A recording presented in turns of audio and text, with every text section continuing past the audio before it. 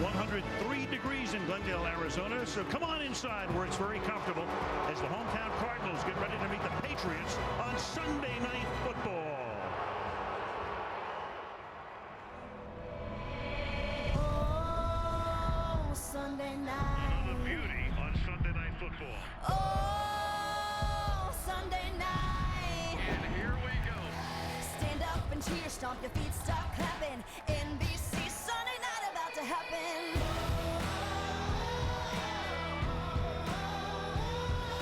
America's game, been waiting all day. The Pats and the Cards have come to play. The game's all here, let's turn it up. It's the NFL, can't get enough.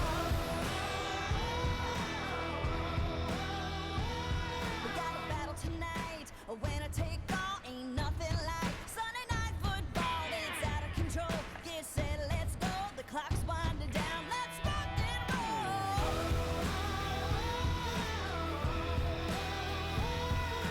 Stand up and cheer, stomp your feet, start clapping. NBC, Sunday night about to happen. The hits keep coming and the lights keep flashing. Come on, get ready for the action.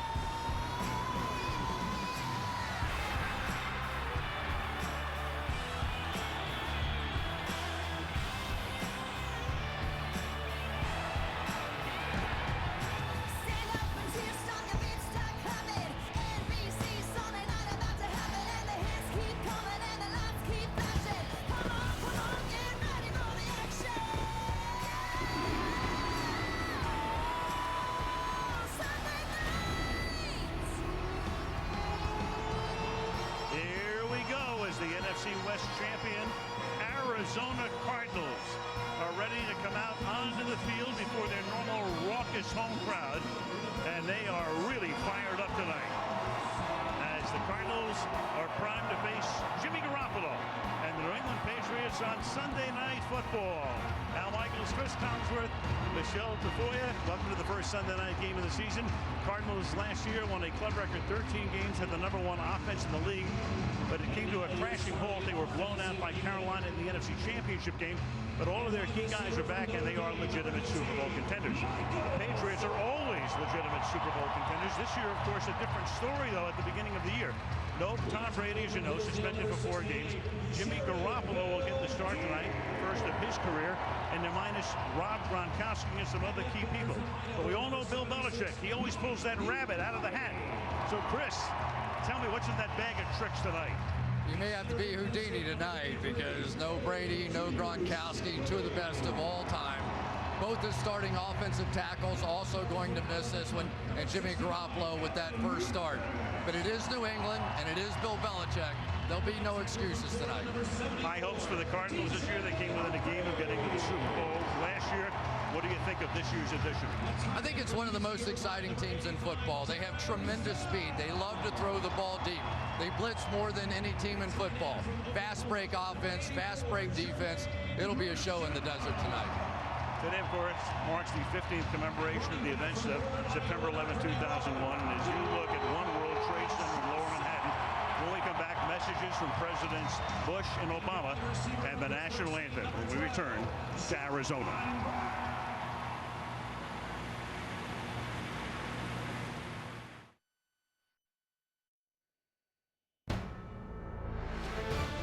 NBC Sports welcomes you to the following presentation of the National Football League.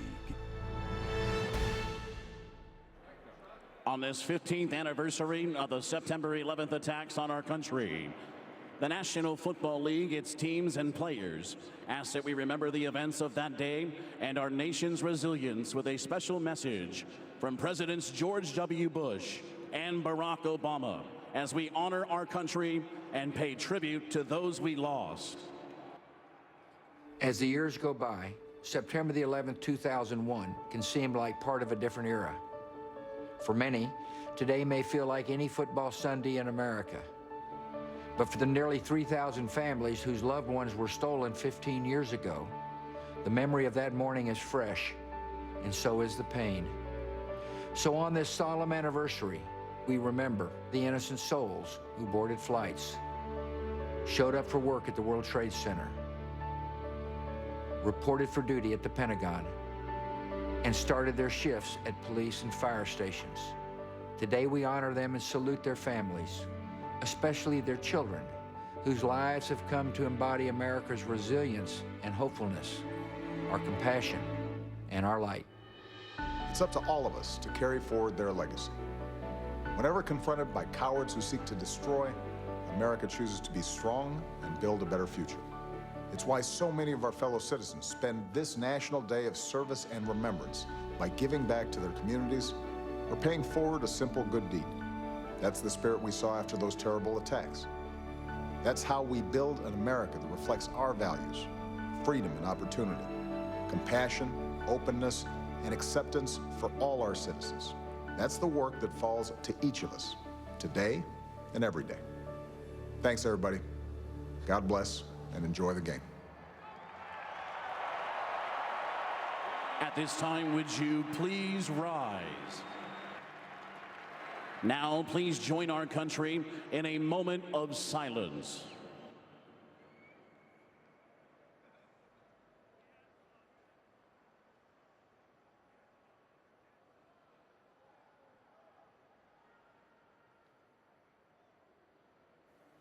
Thank you.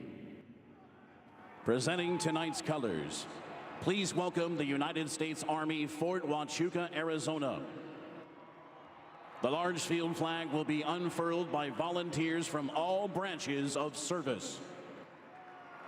Please welcome Concord recording artist, award-winning singer, actress, and performer, and coming back to Broadway in November, Miss Kristen Chenoweth.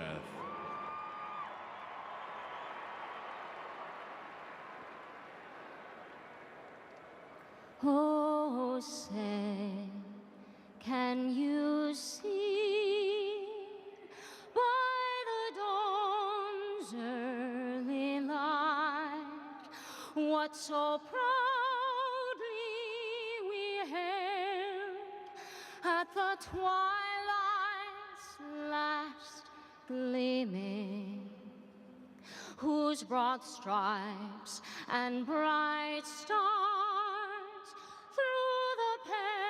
perilous fight o'er the ramparts we watched were so gallantly streaming, and the rockets' red glare, the bombs bursting in air, gave proof through the night that our flag was still there. Oh, say does that star-spangled banner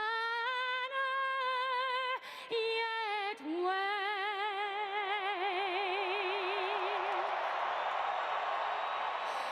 o'er the land of the free and the home of the brave?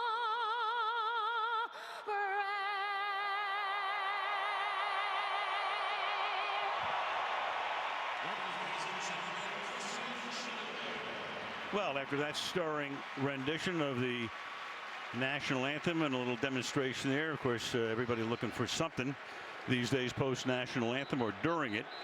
Ready for some football right now? And we check in first with Michelle Tafoya. Well, Al, with the absence of Rob Gronkowski and Nate Solder tonight, Pro Bowl tight end Martellus Bennett will start in his Patriots debut, and Cameron Fleming will start at left tackle for just the third time in his NFL career. Meanwhile, Arizona comes into this game completely healthy, and they get back one of the NFL's premier defensive players. Tyrann Mathieu, who was a contender for Defensive Player of the Year last year, tore his ACL on this interception in Week 15. He returned to practice just 3 weeks ago and missed the entire preseason. But he told me he's been cutting for about 4 months and feels confident going left or right and jumping. He said the only hurdle left to clear out is the mental one, and he hopes to get those jitters out quickly. And Michelle, it's the second time now that he's had to come back from a major injury, but he's ready to go. So is Bruce Arians, 15-0 at home here against non-division opponents. Arians, in his 4th year, he has won 2 Coach of the Year awards, and no stranger to Coach of the Year. He could win it every year. He doesn't win it that often, though, because people expect his opposite number to do it on a regular basis. Bill Belichick took over in 2000. Tom Brady took over early in the 2001 season, and you know how potent they have been. But now he has to play the first 4 games of the season without Tom Brady, who is eligible to return in their 5th game, which will be against Cleveland. Julian Edelman, he's ready to go. Jimmy Garoppolo will make his first start, as if he needs smelling salts, Chris. I don't think he does, but he takes them anyway. He's ready. Why not?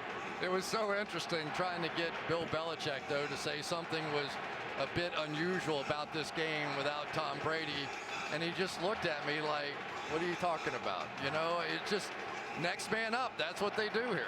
Stephen Gostkowski will kick off. Arizona won the toss, and they elected to receive.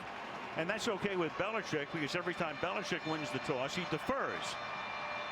Andre Ellington back to receive. The new rule this year, a touchback will bring the ball out to the 25-yard line, no longer the 20. Carson Palmer, who was an MVP candidate last year, is ready to go.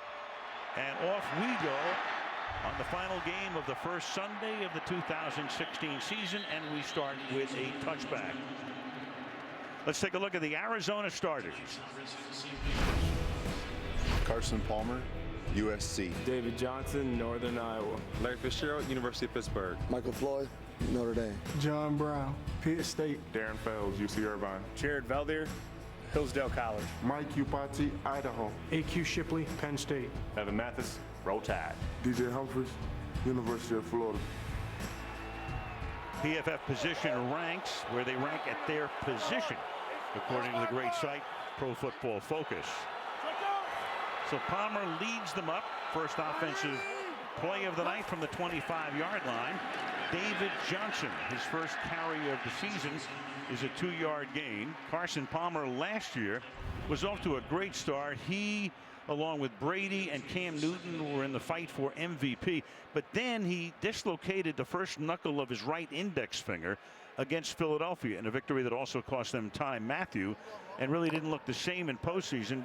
Beat Green Bay, but had an awful afternoon at Carolina, where he had 4 interceptions and 2 lost fumbles. But he's healthy, ready to go. Palmer, the one-time Heisman Trophy winner at USC, out of the gun, surveys with good protection and throws out to the 40-yard line, and that's the tight end, Jermaine Gresham. Gresham making the catch, and that's a first down. Yeah, and you could see watching practice on Friday that Carson Palmer was throwing the ball like this. We saw him at the end of the year in the playoff game against Green Bay, and it just wasn't quite the same as it was during that stretch. A little bobble of the ball by Gresham. Like he got it before it hit the ground, though. Kept it off the ground. They play on real grass here in Arizona. They grow it outside and then roll it in for the gains. From the 40. Palmer again protected well, this time very much underthrown. Intended for Michael Floyd. Let's take a look at the Patriot defense. Chris Long, Virginia. Alan Branch, University of Michigan. Malcolm Brown, Texas. Jabal Sheard, Pitt. Jonathan Franey, Rutgers. Jamie Collins, Southern Miss. Dante Hattau, the University of Alabama. Malcolm Butler, West Alabama University. Patrick Chung, the Ducks. Devin McCourty, Rutgers. Logan Ryan, Rutgers. One key guy they're missing, 4-game suspension for Rob Ninkovich, is from Malcolm Butler, whose claim to fame took place in this stadium in the Super Bowl. Now Johnson goes to the outside, and coming in, knifing in to make the tackle is Jabal Sheard, who figures to play a very big role along that defensive front for New England this season. Well, he better, because that's going to be one of the questions, the whole pass rushing ability along that defensive front.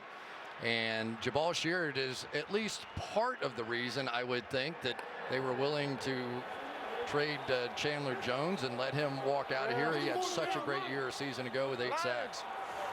Jones now with Arizona, so he'll be facing his old team. It is 3rd and 12. And Palmer hangs in the pocket, throws, that is caught, and trying to get that first down is Larry Fitzgerald. He thinks he has it, but he comes up a little bit short of the 50-yard line. Larry getting up, thought he had it, but he is going to be about a yard short. It will be 4th down. Well, it's no easy task trying to tackle Larry Fitzgerald. Looked like Logan Ryan was kind of trying to tackle him all the way across the field. But you're talking about the #1 tackling cornerback in the National Football League from a season ago. Logan Ryan did his job, and here comes the punt team. So 4th down, and in comes Drew Butler. Danny Amendola is coming back from a training camp in which he was injured, getting healthy from knee and ankle injuries. And the delay of game here, they could care less if you're going to punt. Delay of game, offense. Going to punt from the 50. Belichick might even decline it.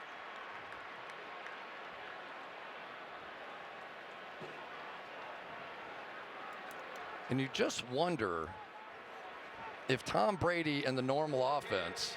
Offense, 5-yard penalty, remains 4th down. We're here in force. Would this be a situation where Bruce Arians might go for it? Or would have. Very obviously. interesting. Yeah, I was just thinking the same thing, but instead on 4th and 1, and Belichick accepts the penalty, so Butler will take the snap from his own 30-yard line. Amendola stands back at the Patriot 10. And it's a short kick. Amendola takes it at the 18. And Danny brings it back out to the 25-yard line, and that is where one Mr. Jimmy Garoppolo will go to work when we come back to Glendale.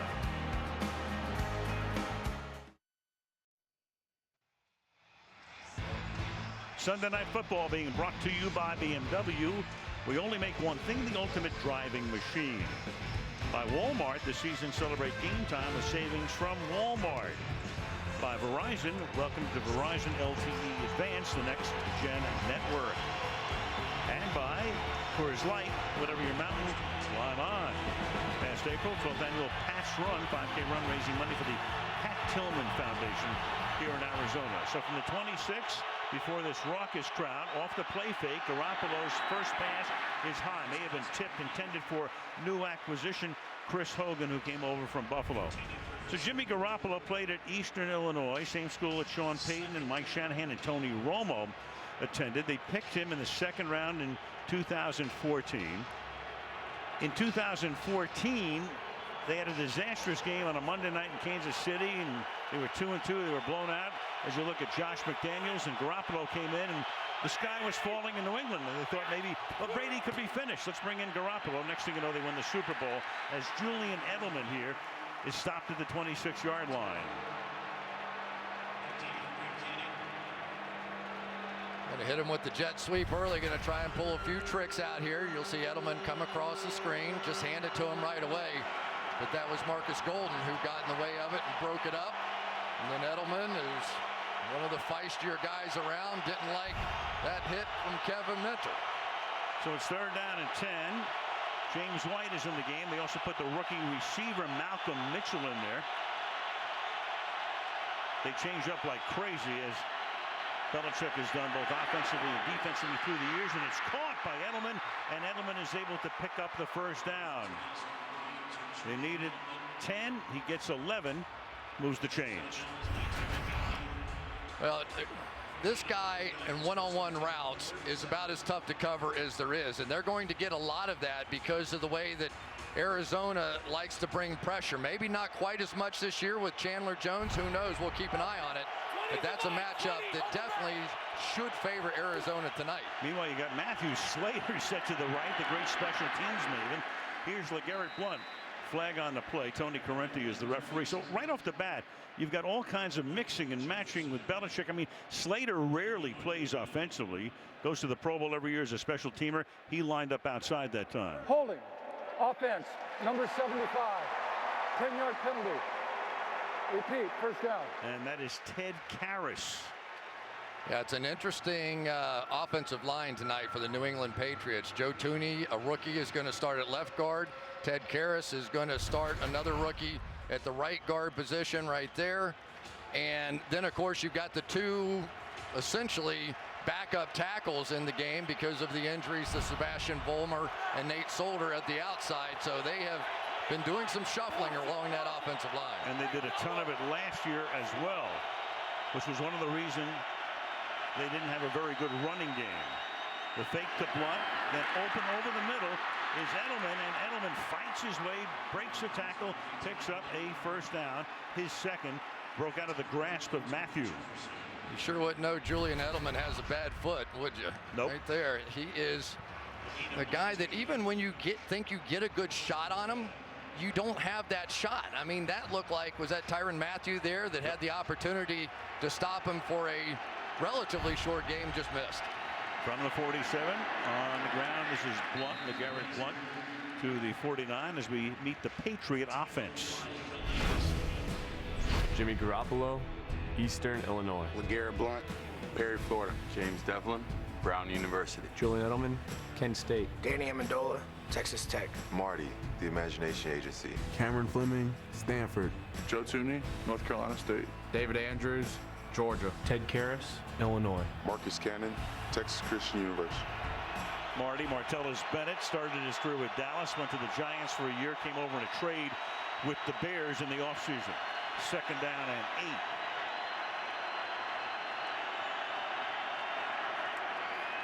And Garoppolo slings it to the outside, and just like Brady, he finds number 11, Julian Edelman. Already 3 catches tonight for Edelman, and it makes it third down and 1. Well, let's tell why. Because the Arizona Cardinals are going to try and bring some pressure as the night goes along. And what does that mean? That means one-on-one coverage on the outside with a free safety in the middle of the field. And if you are a young quarterback like Jimmy Garoppolo coming into your first start, there's nothing really easier than throwing one-on-one routes. You've done that your whole life. James Betcher, you saw him on the sideline. Second year, took over when Todd Bowles got the head job in New York with the Jets as Blunt pounds his way inside the 40 for a first down. He's tackled there by Kevin Minter. Martellus Bennett right here working on Chandler Jones on the outside, and they have been going that way. Bennett, a large man, and he is brought in here, of course, Gronkowski, one of the better blocking tight ends in all of football, and they look forward to the day that either one of those guys are on the line of scrimmage. James Devlin in at fullback. Blunt is the tailback. This is the 9th play of the drive. Halfway through the opening quarter, short drop, and then down the sideline, getting open is Chris Hogan for the touchdown. Picked up in the offseason from Buffalo. So Mr. Garoppolo, smelling salts and all, 9 plays, 74 yards, 37 yards, and the Patriots draw first blood. Well, the Arizona Cardinals have a rookie playing cornerback right there, Brandon Williams, and he's going to flip around and look at the quarterback like it's a zone coverage. There is no help. There was a free safety in the middle of the field, and for Jimmy Garoppolo, how's that?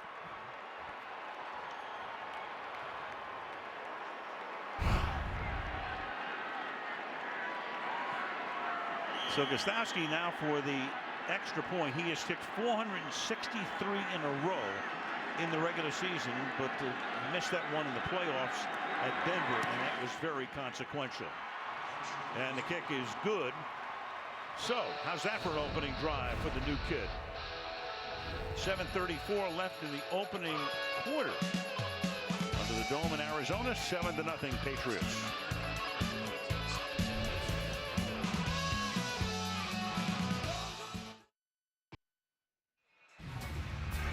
Won't have to miss a moment of tonight's game with the NBC Sports app. You can watch the game anywhere, live on your laptop, tablet, and connected TVs. Looking downtown Phoenix, the Valley of the Sun. Boy, it is the Valley of the Sun today. 103 outside at game time, and about 70 inside here in Arizona. 7-0, taken at the 1-yard line by Andre Ellington, and that's great coverage by the Patriots. brings it back to the 10-yard line, back to the touchdown by Hogan. No question about it. Just one-on-one coverage out here by the rookie, and you see the free safety in the middle of the field, so there's no way it's anything other than just pure man-to-man coverage, and Brandon Williams gets completely toasted by Chris Hogan. And here they were before the game, Patrick Peterson working with Brandon Williams, trying to teach him a few tricks, but it is going to be a process for the former running back who is trying to convert now to play corner. This is just his second year playing the position, and it showed. Drive begins from the 11-yard line. It's Fitzgerald in motion to the inside. And Palmer with that straight drop. Good protection deep downfield. Hold in along the sideline by Michael Floyd. Got the measure of Malcolm Butler. Beats him down the sideline. And Palmer is spot on. Michael Floyd with a quick little double move at the top. Fake the out. And just enough to get Malcolm Butler off stride and then keep his feet in bounds. Beautifully done by Carson Palmer. I'll tell you, you could just see the difference, couldn't you, Al, when we were at practice the other day? He looked sharp. The ball was coming out of his hand just differently. There were throws we saw him last season after that injury where he didn't put his index finger on the ball. Right, and that was the case at the end of the year in the loss to Seattle.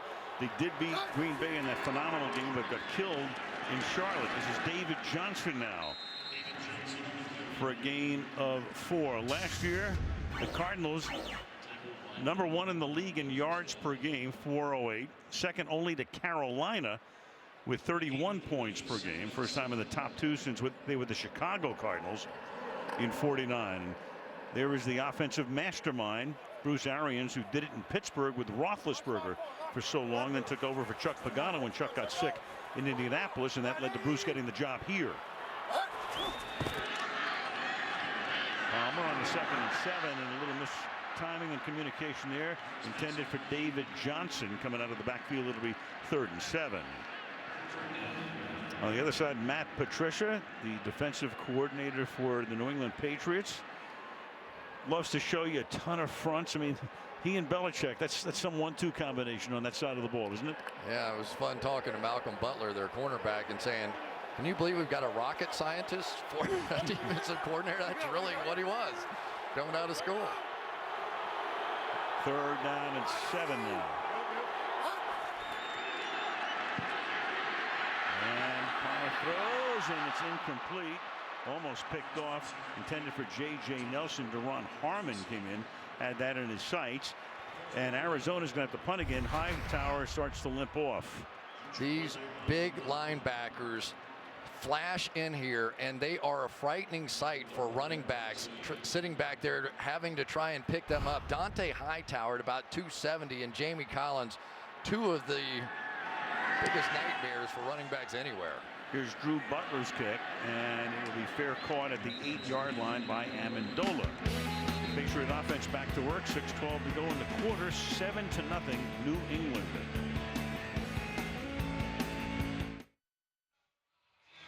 Blind Spot, it's TV's #1 new drama. It's moving to Wednesdays. Blind Spot, season premiere Wednesday after America's Got Talent, the finale of that show on NBC. So Patricia talking to his defense. The offense back in business. James White flanks Garoppolo in the backfield. And White takes the pass. He's got good blocking out in front. And White takes it all the way out to the 30-yard line. It's a gain of 22 and a first down. Can offensive line coach Dante Scarnecchia make this much difference with a makeshift group just going to get out in front of James White here? And James White is the receiving threat coming out of the backfield. LeGarrette Blount does a lot of the heavy lifting, and there's one of the rookies, Joe Tooney, down the field making the block. Now it's Blount trying to thread his way. Minimal gain. Dante Scarnecchia, 68 years old. 2 years ago he stepped aside, and he was a consultant. He worked out some of the guys, and they brought him back this year. But he predates Belichick. He was back in the years when even Pete Carroll was the coach in the early 90s, and then Bill Parcells. And Belichick very happy to have Dante back. 2nd and 9 from the 30.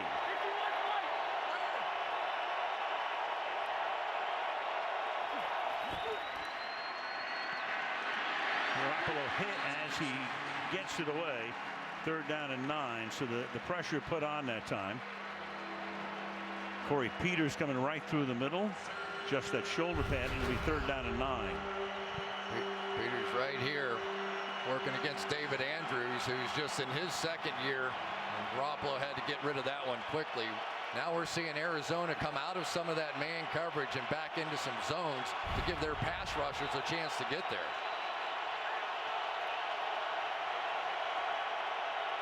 Under 5 minutes to go in the quarter, and action up front before the snap.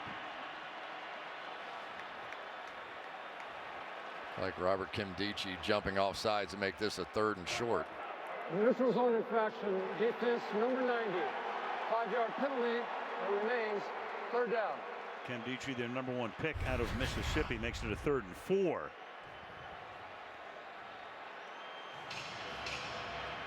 Got to be careful.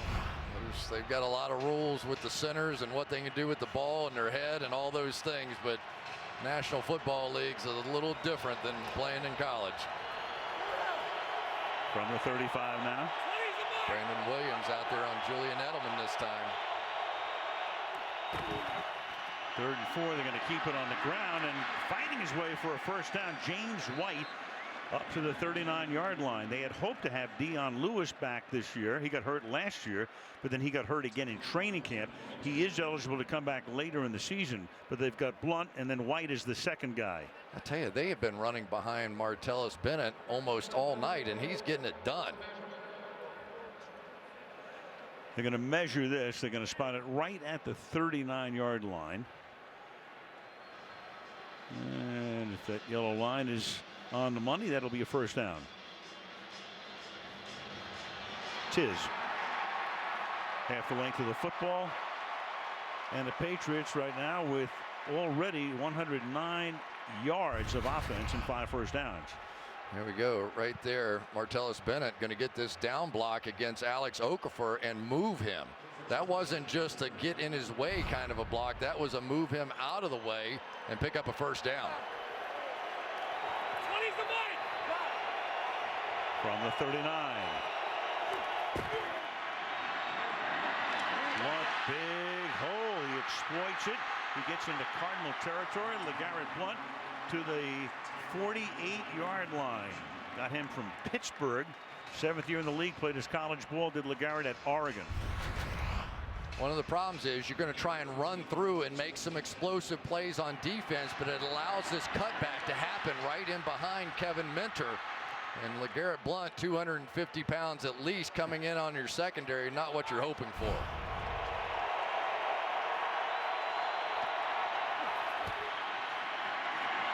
Fake give. Edelman.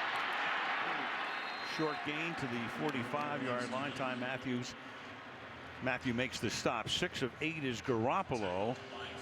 And of those 6 completions, 4 have gone to Julian Edelman. With good reason. You know, there was a concern. Remember in training camp this year at practice that one day, he thought he had re-injured the foot and threw his helmet down and stormed off the field. And everybody who's a fan of football glad he's okay. 2nd and 7. Here's Blunt again to the 43-yard line. Really very little running game for the Patriots last year down near the bottom of the league. Lewis got hurt, then Blunt took over. And a lot of it, of course, had to do with that offensive line, as Chris was talking about. Last year, 2/3 of the time, they threw the ball. Well, now they're bringing Martellus Bennett out here on the rookie Brandon Williams. This will be interesting right down here. 3rd and 5. Garoppolo looks the other way, and it's a low throw, but a nice catch on a 1st down as James White looks behind him, reaches down, plucks it out of the air, 1st down. What a great play by James White, not only to make this catch, but then to complete the 360 and go get that 1st down. That is a hard catch, but then he just kept turning and stretches and picks up the 1st down. Great play there by James White. Got 7 on a 3rd down and 5. This drive began at their own 8-yard line. 2 minutes left in the quarter. Buys a ton of time with the fake throws, and then a little high and incomplete. That's intended for Malcolm Mitchell. He's a rookie out of Georgia, 4th-round pick, and figures to see some extensive action tonight. They are very excited about him. He hasn't played since that first preseason game, ended up with an injured elbow, but they are thrilled about his great hands. Just as I'm getting ready to say, what a great receiver. They think he's going to be really special, and you can see the brace there on his elbow, and he lets the first one slip right through. 10th play of the drive. Their scoring drive was 9 plays on their first possession. 2nd and 10. And it's an end around, and here goes Edelman with a lot of room to roam, but they close quickly and stuff him at the 30-yard line. Time Matthew put the heat on that time. It'll be 3rd down and 3. Boy, Josh McDaniels is pulling out all the tricks here so far for Jimmy Garoppolo, and that's the interesting thing, Al, about opening day, isn't it? That nobody really knows what the other team has. Both coaches talked about it. He said, we really don't even know who they're going to start, who they're going to play in certain situations. So adjustments in the opening day game, so important. 3rd down and 3. Josh McDaniels sending in the play and biting his nails, hoping he dialed up the right number. As Garoppolo slings it and it's busted up. That is Tyvon Branch, who bats it away, came over as an unrestricted free agent from the Kansas City Chiefs. It'll be 4th and 3.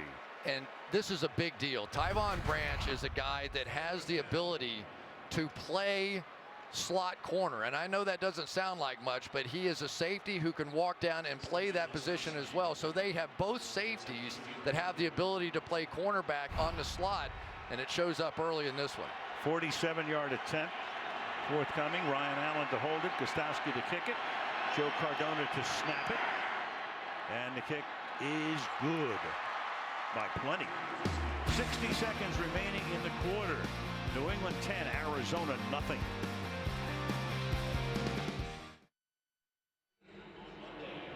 Thursday Night Football starts this week on CBS and the NFL Network. It's the New York Jets and the Buffalo Bills. Each team going down to defeat today. So on short rest, off they go on Thursday night. There's Dante Scarnecchia. Has 2 years off. Full of fire, 68 years old. And about as good as it gets when it comes to coaching the offensive line. They're not kicking it out of the end zone. Ellington from a couple of yards in. Andre Ellington swinging to the outside. And McCourty is there and chases him out of bounds just short of the 20-yard line. So the Cardinals will come out with 52 seconds remaining in the first quarter on Sunday Night Football.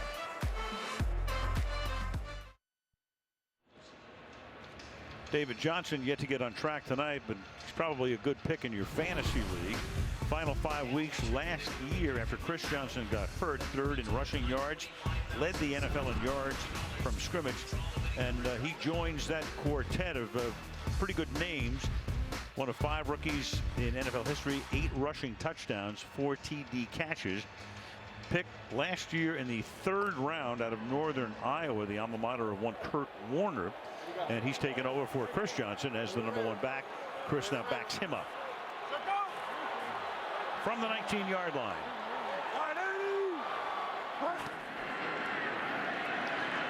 Fake to Johnson, and they swing it out to him. And Johnson showing his stuff here. And to the 45-yard line. So almost on cue, we spotlight him, and it's a gain of 25 yards. Yeah, the thing the Patriots are going to do tonight is allow David Johnson to have a few of these kinds of plays. They are dropping way out in their zone defense. They were up there in a bare front, probably anticipating an early run to come right back and get it to Johnson. But this is a guy fully capable of running any route that a wide receiver can run. He is a very talented receiver. Waning seconds of the opening quarter. And Palmer under pressure. They're going to get him at the 42-yard line. Secondary does its job, and that takes us to the end of the quarter. Vincent Valentine, a rookie from Nebraska, gets the sack. It's the end of the first quarter with the score: New England 10, Arizona 0, and Sunday night football continues after these messages. We got a battle tonight, a winner take all, and nothing like Sunday night football.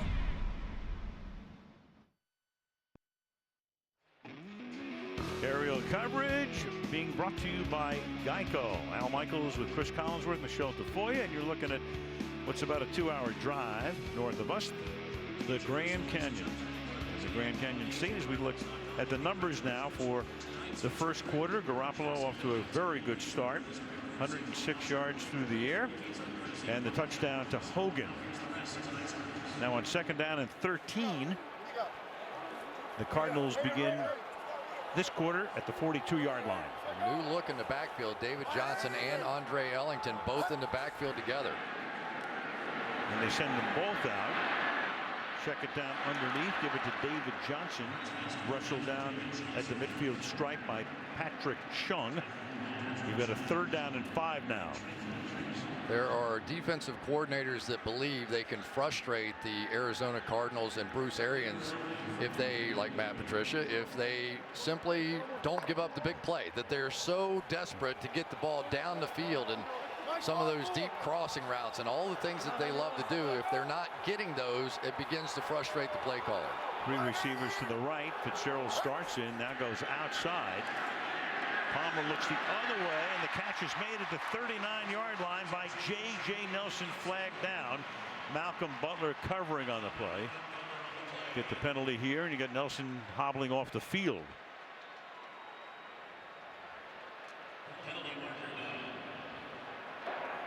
Holding, defense number 23. This penalty is declined. The result of the play is a 1st down. Patrick Chung, that's a gain of 11 for Nelson, and a 1st down at the 39.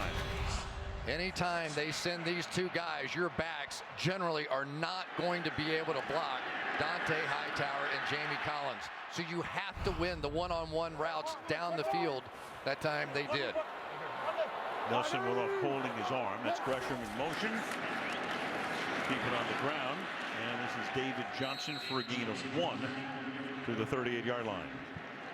It's big Anthony Johnson in there, who is a little bit of a story in and of himself. He is a guy that lost 50 pounds this year, and talking to some of the guys from the Patriots, they were saying, there he is, number 96 right there, saying that people kept asking, who is that new guy? Who is it? Like, just put 50 pounds on him, you'll recognize him. But he's really added a step of quickness to his game and made a play there. 2nd-year guy, played his college ball at LSU. One more time. Big hole. There goes David Johnson to the 31-yard line. 3rd down and short. 3rd and 2 coming. One of the new additions up front now for the Arizona Cardinals, Evan Mathis, who was a part of that Super Bowl winning team with the Denver Broncos, opening up a big hole there. And David Johnson, one of the more elusive backs, another big guy who made 24 people miss last year in just 107 touches. That is at the top of the leaderboard as far as that stat is concerned. 3rd and 2. Palmer gets enveloped. The flag is down at the 39-yard line. Chris Long came over from the Rams. See if he will get credit for that. He's angry enough that you think the penalty is going to be on him. See what Corrente says. Looked like Jared Valdir may have gotten his hands to the face of Chris Long. Personal foul, grabbing the face mask, offense, number 74. This penalty has been declined. The result of the play creates 4th down. That's DJ Humphries, and that's why Long was exorcised. There is no doubt about it. Watch this. Grab and sling Jabal Sheard to the ground. And on the other side, Chris Long got a shot right to his face mask as well from Valdir. You can see that, and still got in there for the sack. Those guys are going to have to deliver, and that's a good start. Drew Butler already his 3rd punt of the night, and it's a very short one. Fair caught at the 16-yard line by Danny Amendola. Early 2nd quarter, it's been all Patriots to this point, 10-7.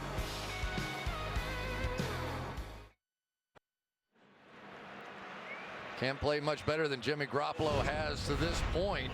Let's take a look at his throwing motion. It is a quick release. There it is. Sort of looks a little like Tom Brady's release, actually, the more I look at it. Release time, anything in that 0.3 to 0.4 range. Very, very good. He's getting the ball out of his hand. There's been a few times in preseason where I thought maybe he was holding the ball a little bit too long, allowing the pressure to get there, but not tonight. Playing an excellent first half. This drive begins at the 16. Their 2 drives thus far, touchdown and field goal. And we get a false start here. False start. Offense, number 86. 5-yard penalty. Remains first down. One of the 2 tight ends, A.J. Derby, who's active tonight. Jimmy Garoppolo, the man in waiting. But Tom Brady says he'd like to play till he's like 106. Probably will. So he may wait for a while. And of course, if he's playing well over the first 4 games of the season, you know what will happen in New England, right? Of course. But I asked Jimmy, I said, you know, it's possible these 4 games are going to be your audition tape. You know, this may be the only 4 you get a chance to play. And he says, I realize that. I know exactly what's going on. But he was so anxious to get out there and start playing. To the outside, that is caught. Another catch for Edelman, knocking down the net. Julian off to a big start tonight. 5 catches for 51 yards. You look at Garoppolo, grew up in suburban Chicago. He has 3 brothers. He's the 3rd of 4. Father is an electrician. Mother works for Meals on Wheels. Got very few offers coming out of high school. He was a linebacker in high school until his junior year, and wind up matriculating at Eastern Illinois. Play fake and look out, and he gets whacked as he gets it away. And it's, yeah, they called it incomplete. There's Corretti. Tony Jefferson Forward pass, came in. Incomplete pass, 3rd down. Just an absolute free runner, and you know blitzes are going to come off of this team. Tony Jefferson's going to come right around, and by the time he finishes the play fake, very lucky to get that ball out of there. Let's make sure the ball was, it does look like he maintained that grip, because if that ball had gotten loose when he was taking it up, it might have been a fumble. I think that was the right call. Arm coming forward, 3rd down and 5. Patriots already with 7 first downs in the game.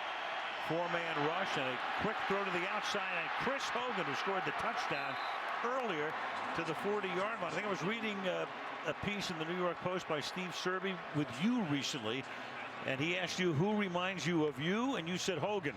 Well, I have a short memory. I just watched the tape on him.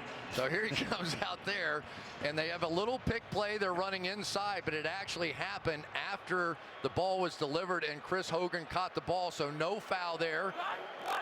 And Hogan's having a major impact here early, leaving Buffalo, and he's sort of been the consistent factor so far with this receiving core the entire camp. Garoppolo, 9 of his first 14, already 135 passing yards. Tries to add to that and throws it behind the intended receiver, the rookie Malcolm Mitchell. 2nd down and 10, covered by the rookie Brandon Williams. Yeah, I was talking to Josh McDaniels, and he told the rookie Malcolm Mitchell, he goes, listen, you're playing against a rookie and Brandon Williams, just pretend you're like at the Senior Bowl. Don't let it bother you. And they felt very confident about the matchup. Of course, Mitchell doesn't have much playing time, and neither does Brandon Williams, so we'll see. That changes now, though. Julian Edelman walks out there on Williams this time. And nobody's going to throw it at Patrick Peterson if they don't have to. Bennett sets up inside, stays in the block for a Blunt. He gets it up to the 42-yard line. 3rd down and 8. Well, Chandler Jones, of course, former Patriot, out there against Martellus Bennett, and this has been a good fight. Chandler Jones takes great pride in his ability to play that run, but he's getting paid now to get sacks for a team that didn't get many last year without Dwight Freeney. Meanwhile, New England had a ton of them. 12.5 by Jones. 3rd and 8. 4-man pressure, and that's enough, and the ball is loose and on the ground, and the Arizona Cardinals come away with it. Chandler Jones, and what a moment for him. Marcus Golden created it, Ball came loose, and Chandler Jones traded to Arizona. You got a flag down at the end of the play, probably for excessive celebration. Turnover will stand.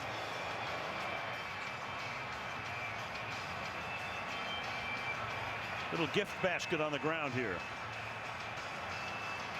I wondered how much.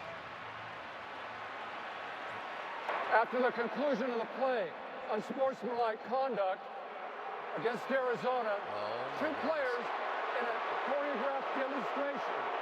15-yard penalty. It will be a first down.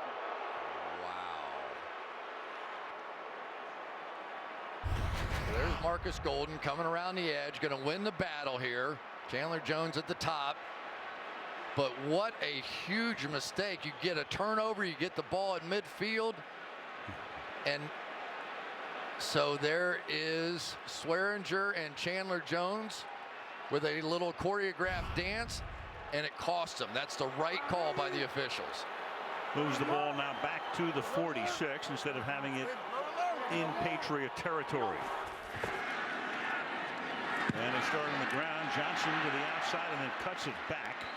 Gets across the 50 into Patriot territory. Gain there of about 5. And it'll be second down and 5. Good quick moves there, but Malcolm Brown and this defensive line inside, they are more than holding their own. This is a good running game. There's the brain trust on the other sideline talking about that, but Malcolm Brown, Vincent Valentine came up with a sack earlier. Alan Branch, Anthony Johnson, they've all been doing a nice job inside shutting down this run.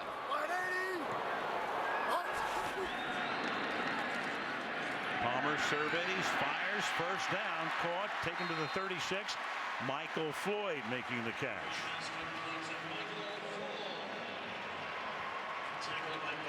One of the reasons it's so hard to run against New England is even when they're dropping these guys out, that they're so close to the line of scrimmage that it's really hard to get your running game going. Those are big, powerful guys inside. Here's Johnson bouncing off bodies, takes it to the 30-yard line.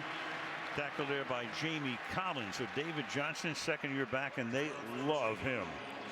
Yeah, at the end of the year, he really took over 100 yards from scrimmage, and 4 of the last 5 games, we saw him make a run against the Philadelphia Eagles last year. And Bruce Arians was joking, said, yeah, we successfully blocked nobody on that play, and he ended up scoring on it. So he has got to be the guy when this offense is unsettled, and really it's been unsettled for almost the entire preseason. I think he'll become more and more the focal point. Already 58 yards from scrimmage. Can he add to that total here? Yes, he can. He picks up the first down as he takes it to the 27, and we check in with Michelle. Well, Al, David Johnson got married last April. He and his wife were expecting a baby boy in January, but the first addition to their family was their dog, Emmett. Yes, he's named for Emmitt Smith, and Johnson told me when he was in 2nd grade, he watched YouTube highlights of Smith, and he used to draw the star with the number 22 in art class. So Johnson said it was Smith who inspired him to think he could be a running back, Al. Well, David Johnson, very interesting story. Mentioned Northern Iowa. He's a triplet. He has 2 sisters. And the handoff again to Johnson for a very minimal gain. The one thing about watching the Arizona Cardinals running game is if you can shut down their inside runs, what they do so well is be able to pound you inside in those inside gaps and then work to the edge on the outside. So you're seeing New England now be pretty cautious on the edge and try and force them back inside. And when you try and run against those 2 hammer linebackers inside, Hightower and Collins, makes for a long night. Now you've got Johnson in the backfield, and that's Chris Johnson, who was number 1 last year. He stays in the block, and the catch is made by Larry Fitzgerald. He'll have a Hall of Fame induction speech someday. Maybe the most popular of all of the Arizona Cardinals. Larry is in his 13th year. There's some talk about maybe this is the end for him. I don't know.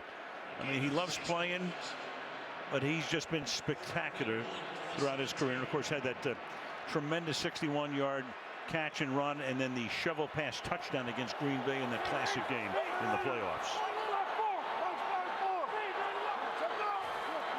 3rd and 1.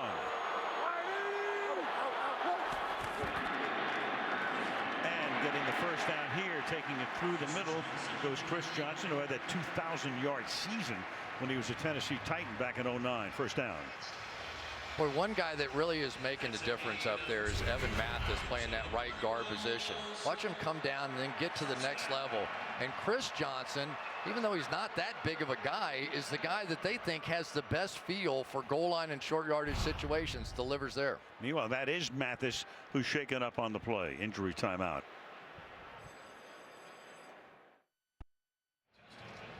Evan Mathis has been around. Chris mentioned that last year he was with Denver, and here's how he got shaken up. Well, you'll see the pile sort of ends up landing on that left ankle of his.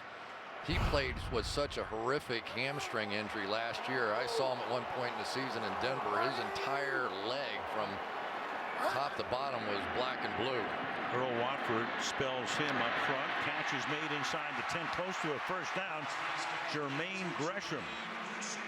Shea McClellan, who came over as a free agent from Chicago, makes the stop. Yeah. Second and 1. Carson Palmer's making the nice adjustment now that he's seeing a lot more of this zone coverage. Than they're mixing things up, obviously. But now you start to think back inside, big tight ends, running backs. Try to get them out of that so you can get the deep shots down the field. Palmer, the 14-year veteran. So many seasons in Cincinnati, then to Oakland. Now here on second and 1, gets it to David Johnson. And he does not get enough for the first down. So it'll be third down and inches with 5.5 to go in the half. Yeah, and Big Alan Branch that time took advantage of the fact that there's a substitute in for Evan Mathis and just dominated inside. You see him right there. He's just going to plug that up. That's a pretty big gap right there. He gets his arms extended and makes the play.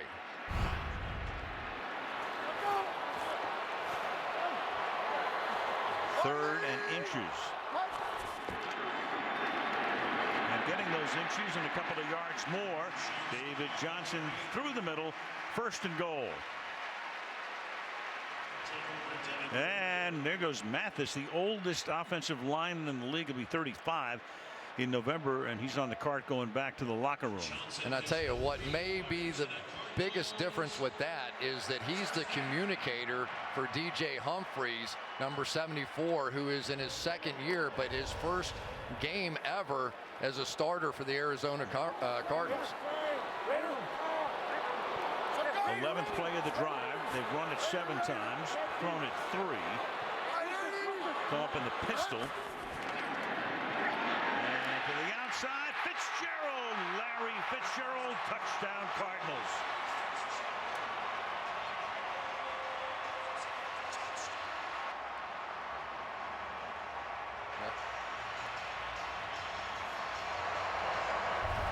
Great read by Carson Palmer. You see the motion all the way across. Logan Ryan's going to go with him, knows it's man coverage.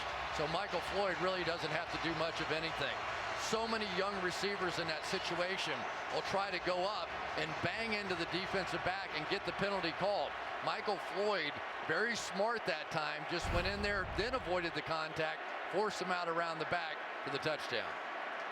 A familiar sight in Arizona. That's Larry Fitzgerald's 99th career touchdown. Chandler Catanzaro tacks on the extra point.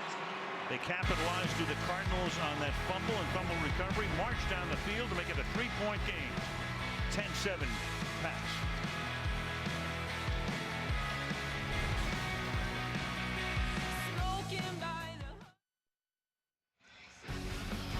All right, it all led to this. The chase gets underway at Chicagoland next Sunday at 2 Eastern on NBC SN. NASCAR coming your way. Late afternoon, early evening here in Arizona. Robert and Jonathan Kraft making the trip out here to watch their squad on opening night. They go home for their next 3 games, and then they get Brady back against Cleveland. Bouncing ball. This is Cyrus Jones, the rookie, taking it back out to the 26-yard line with 4 minutes to go in the half, and New England on top 10-7.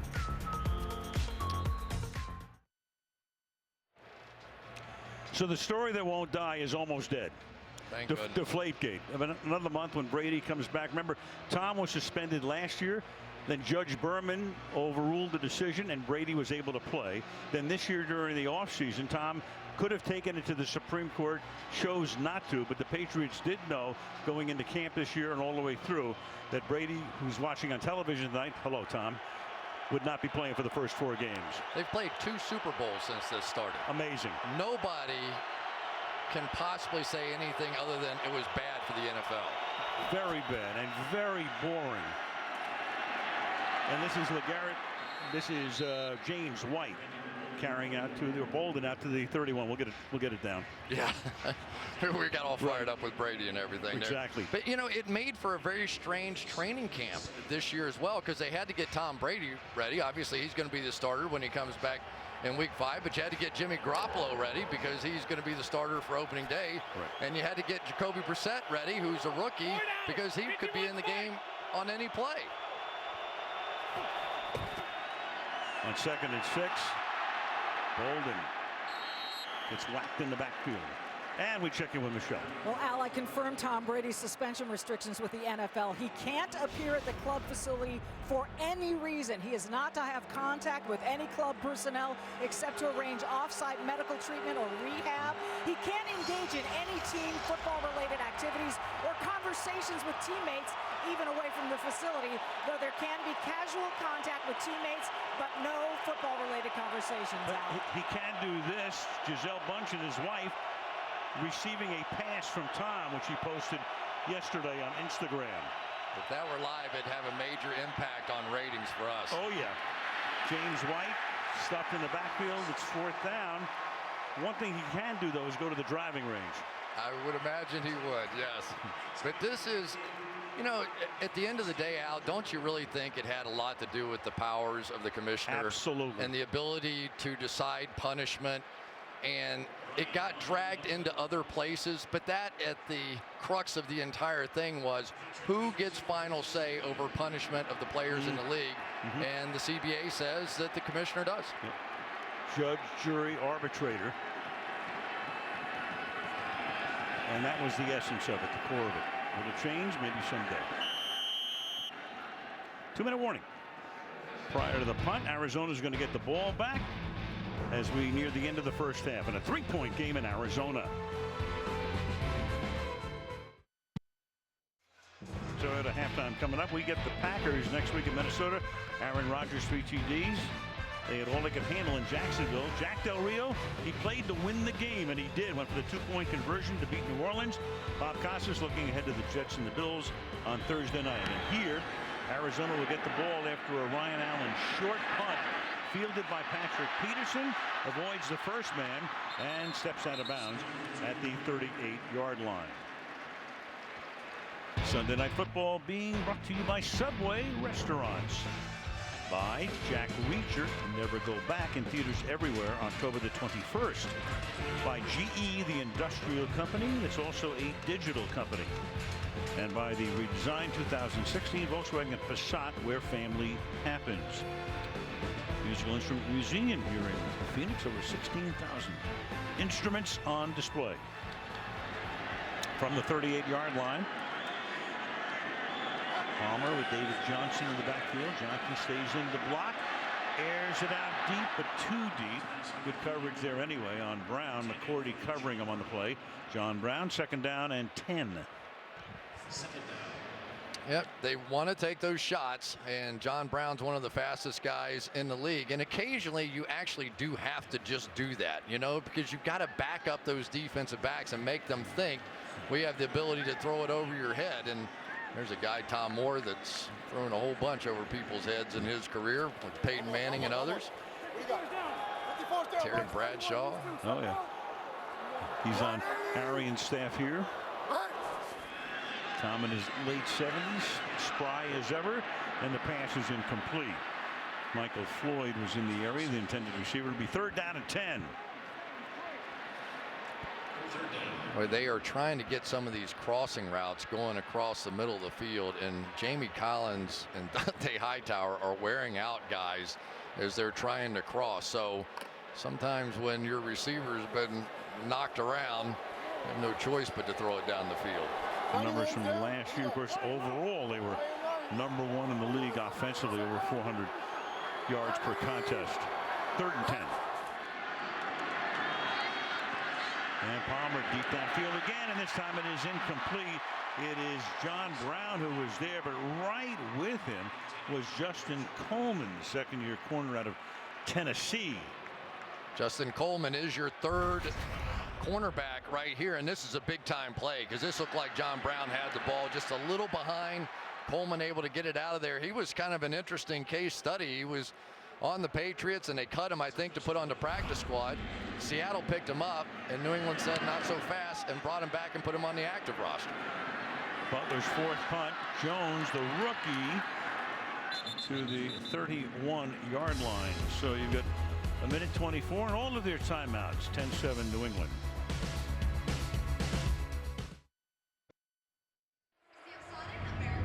Bill Belichick, since 2000, 187 regular season wins, 13 division titles, including 7 in a row, 4 Super Bowl wins, twice as many as any other team, 2 Super Bowl losses. One of the wins and one of the losses right here in this stadium. This is the first time that the Patriots have played a game apart from the Super Bowl in this stadium. And Bob Kraft, with the agony and the ecstasy, watched the perfect season go down the drain thanks to David Tyree mainly in 07, and then the Malcolm Butler interception against Seattle to win the game 2 years ago. Start from the 31-yard line. And on the ground, this is LeGarrette Blount for a gain of 1. Al, let's go back to that last drive by Arizona. A very poor possession, because now they have essentially set up the New England Patriots to do what the New England Patriots do better than anybody. At least they did under Tom Brady, which is score right before the end of the half and then turn around, get the ball back and go down and score again. And all of a sudden the game's over. So 3 straight incompletions. And now the ball back in the hands of the Patriots. And all they did was take 26 seconds off the clock. Down to 45 seconds now. Keep it on the ground again. And Blount pulls his way with a flag down now out to the 40-yard line. Tony Correnti readying the call for us. Peterson's laughing. He's like, "Are you try and tackle LeGarrette Blount?" Tripping. Offense number 60. 10-yard penalty. And repeat, 2nd down. That's David Andrews.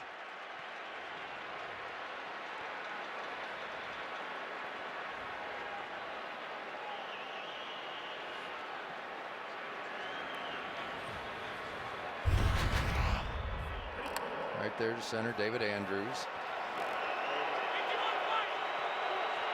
That would be tripping. That's what you used to do to your little brother right there. 2 minutes for tripping. Yeah. Well, that's the other sport. Another flag here up to the 32-yard line. That's Blount again. It took 6 ticks off the clock. 33 seconds now. Arians wants to move him back again.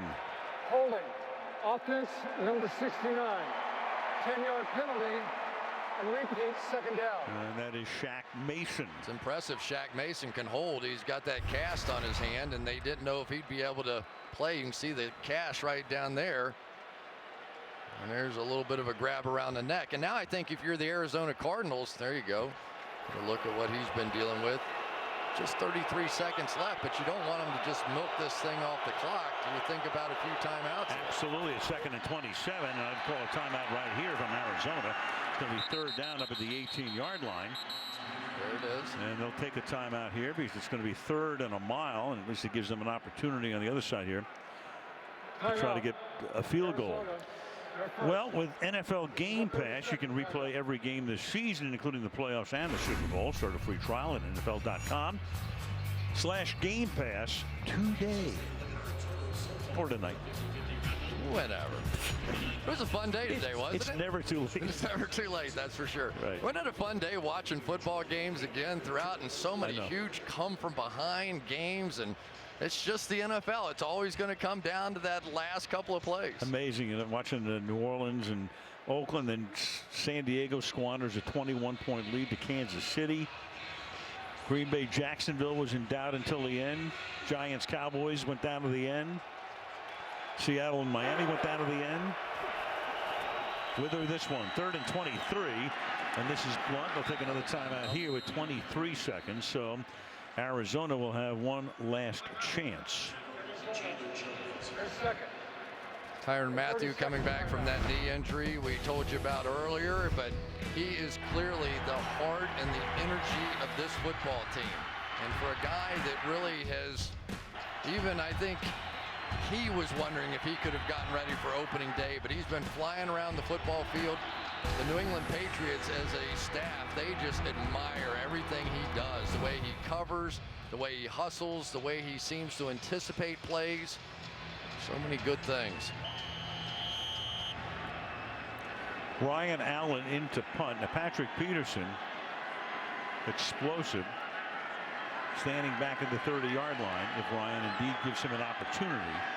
So he punts it off into the out-of-bounds area. No, he's going to wait. Well, Patrick is going to make the catch near the sideline. Fair catch, 33 seconds.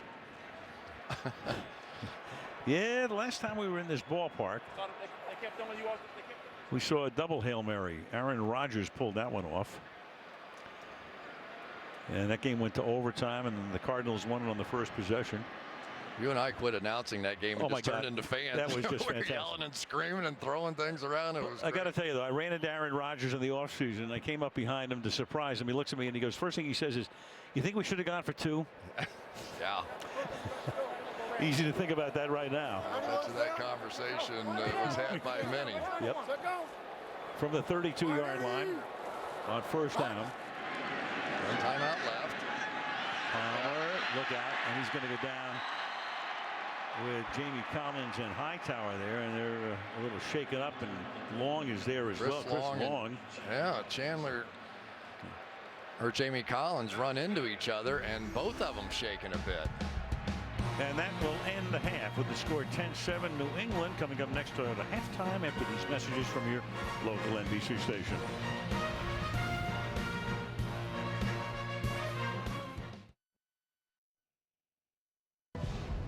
Tonight's first half highlights are brought to you by Chevrolet.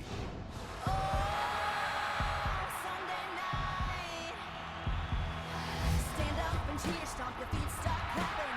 NBC Sunday night about to happen. Down the sideline, getting open is Chris Hogan for the touchdown. And the Patriots draw first blood. The ball is loose and on the ground, and the Arizona Cardinals come away with it.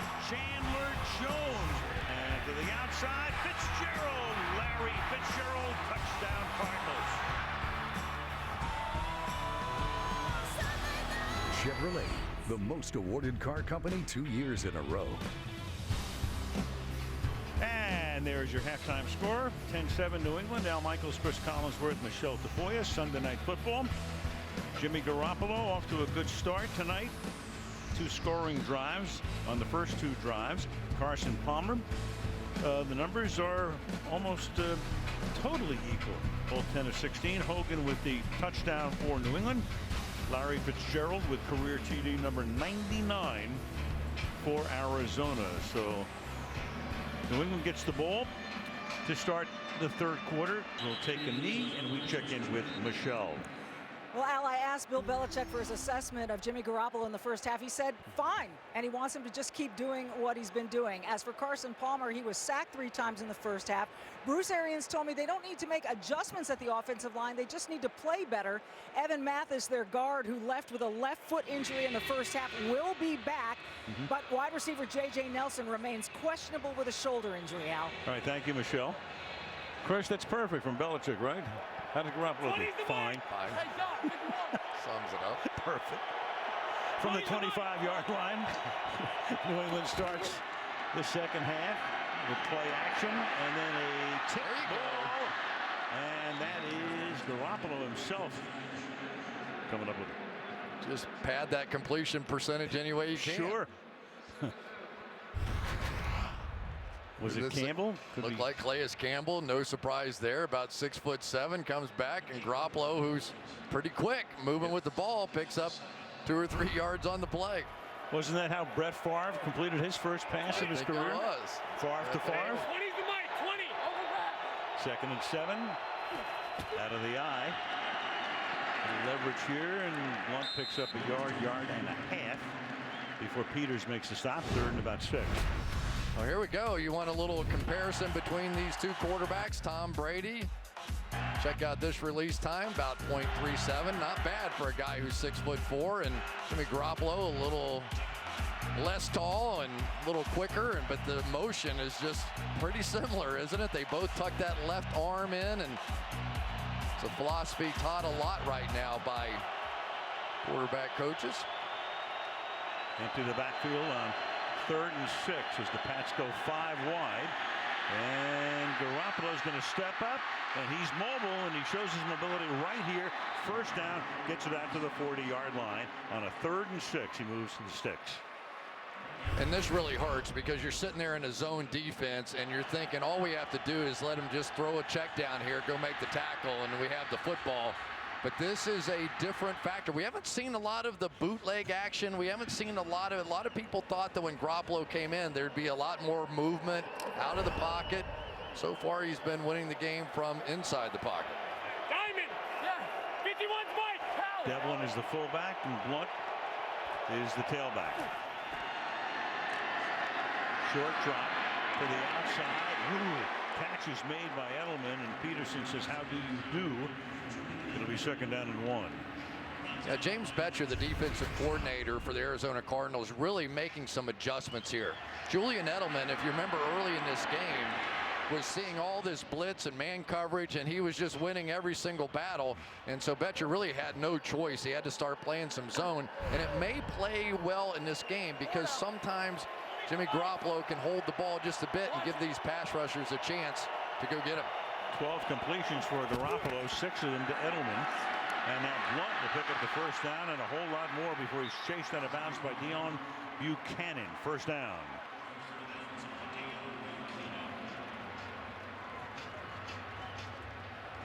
Good start to the opening drive of the 2nd half, much as it was in the 1st half as they scored in their 1st drive. And Julian Edelman, they're paying so much attention to him there that the linebacker that was out covering him or out on him trying to protect the edge went down in man coverage with him, and LeGarrette Blount able to bounce it out. Blount. Nothing doing there.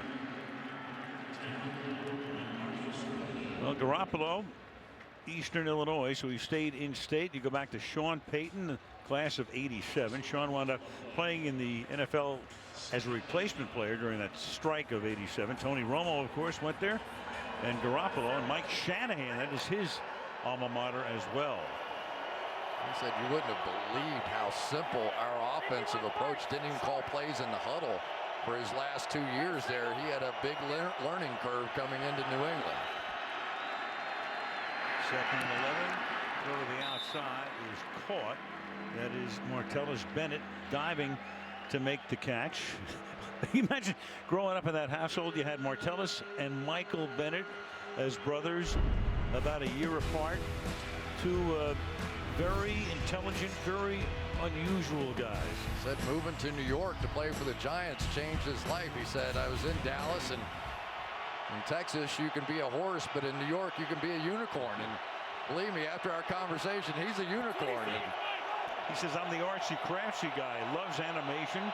Loved playing in New York. He could go to all the museums. 3rd and 7. Garoppolo throws, and that is caught and gets spinning away is Malcolm Mitchell to the inside, sets up a 1st down and goal. The rookie out of Georgia making the grab, and it's 1st down and goal now at the 8-yard line.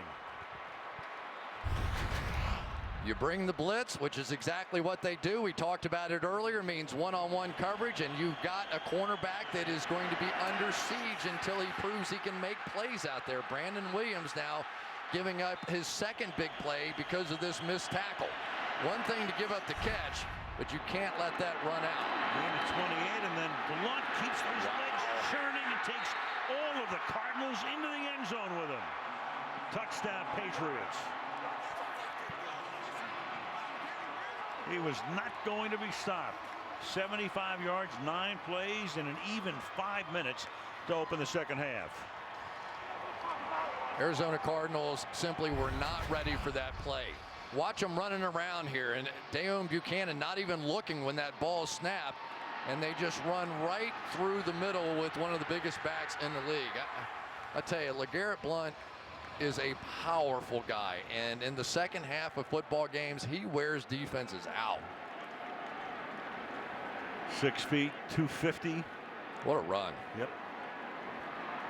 Marshawn Lynch type of run that stills the crowd as Gostowski tries to make it a 17-7 advantage, which he does. 10 minutes remaining, third quarter. Patriots an underdog in this one, but up by 10 in Glendale, Arizona.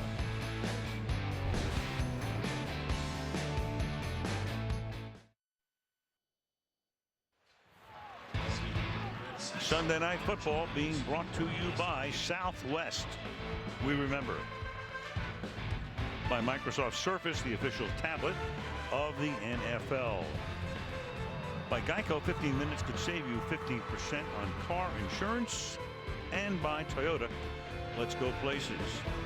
Friday night, nearby Gilbert, Arizona, Hickley Knights hosted Saguaro High School. Saguaro, top-ranked team in Arizona. Alma mater of Patriots running back DJ Foster made the team as a free agent, but inactive tonight.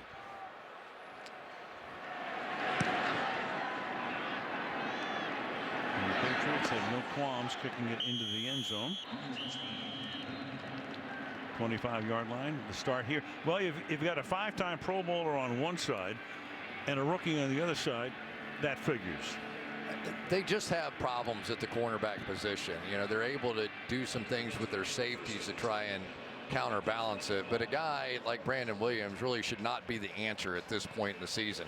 They hope Justin Bethel, who's their special team star, has been to 3 straight Pro Bowls, is going to be able to do it. But he's got a foot issue, and they just traded for Marcus Cooper on the other side, but they are very thin at the cornerback spot. And the Patriots are exploiting it and up by 10 with 10 minutes to go in the third quarter. Blitz coming. Palmer gets it away to the tight end Gresham for a short gain, pick up of 4 yards. Patrick Chung is there. Second down and 6. But you really have to say, despite the fact that we know how good the New England Patriots are, the Arizona Cardinals are at home. High expectations. We talked about all the speed and all that Bill Belichick and company have done here tonight is keep everything in front of them, and it has frustrated this offense. And on the other side, no Brady, no Gronkowski, but for the moment, no problem. As out to the 35-yard line goes David Johnson. There we go, Jamie Collins right there. Looked like this thing might pop out of there, and then Jamie Collins flying over the top to be able to get it. That's Jabal Sheard who got there first, though.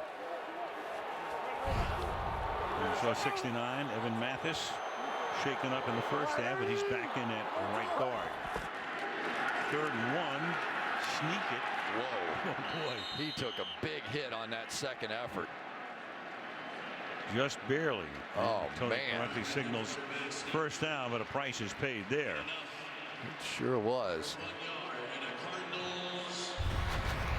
Let's see if this is McCourty. Yep, right underneath the face mask, and Carson Palmer already has a bit of a bruise or an abrasion or something on that face of his. And what did he tell us? 160 something plays on that card that he's reading off right there, and that's down. Some days they have over 200. Team will run maybe what, 70 per game?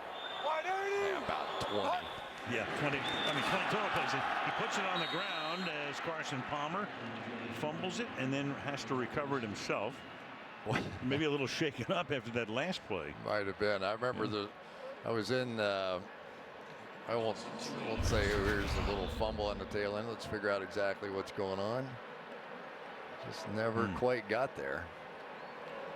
But Bill Parcells used to be notorious for his assistants would put the game plan up and have 160 or 200 plays or whatever, and he'd take the eraser and it'd wipe out whole bits of the board up there and say, yeah, we're going to play with these 20. Second and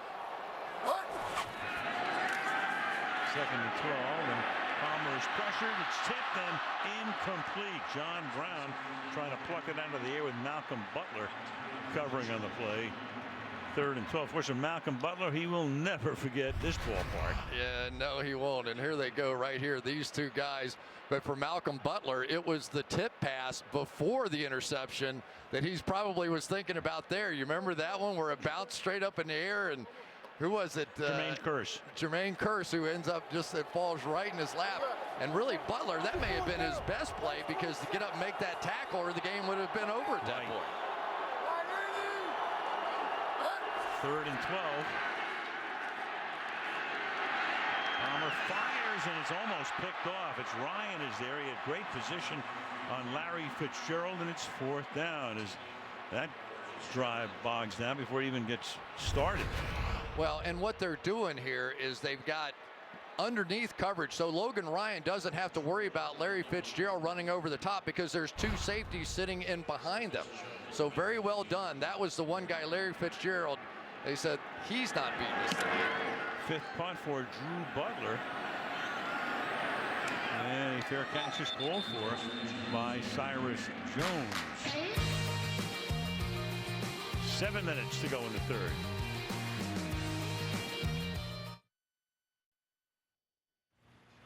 So today, of course, we honor and remember all those who were lost in the September 11th, 2001 attacks.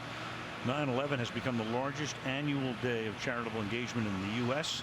To learn how you can make a difference year-round, visit 911day.com as you look at Senator John McCain and Michael Bidwell, president of the team. Their team right now is down 17-7, and the catch is made by Malcolm Mitchell, and we go to Michelle. Well, Al, after a stellar season in 2000, Pat Tillman was offered a 5-year, $9 million contract by the Rams. It was out of loyalty to the Cardinals that he turned it down.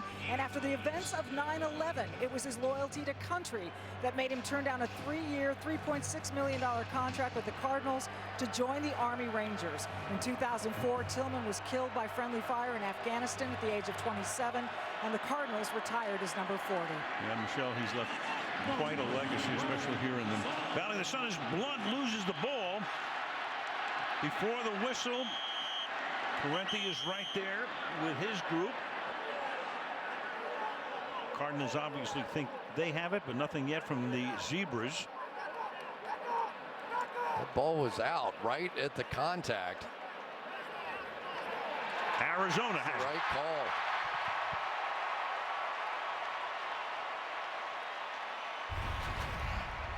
You'll see here contact. That ball is out at first contact. No question. There was no forward momentum, none of that. That's just a fumble. And for the Arizona Cardinals offense that needs a wake-up call, maybe they just got one. Second New England turnover. And of course, all turnovers are reviewed, so they're looking at that to try to confirm that. It'll be first down to the 33-yard line. I think it was Frosty Rucker who got the hit. It was pretty hard to see, though. At the 33-yard line, with 6:20 to go in the quarter. Play action. Look at that time. All night. Caught. 18-yard line. Gresham, the tight end. First down, Arizona. Got outside position on Butler. Well, one of the things that New England will do on occasion is just rush three. They fake the outside, and Carson Palmer there did the exact right thing. What you do then is you make them pay a price. Hold the ball, hold the ball. Offensive line did their job, and they come up with a big play. March 91, March 91. Word comes that Rucker is the man who forced the fumble, and Campbell, Calais Campbell, the man who recovered to set him up from the 18. Again, excellent protection. The throw is incomplete. Johnson looking around saying, I was held by Hightower. No flag. Second down. Right there, Frosty Rucker, number 92, is going to get that hat right on the ball. And even big LeGarrette Blount couldn't hold on to that one.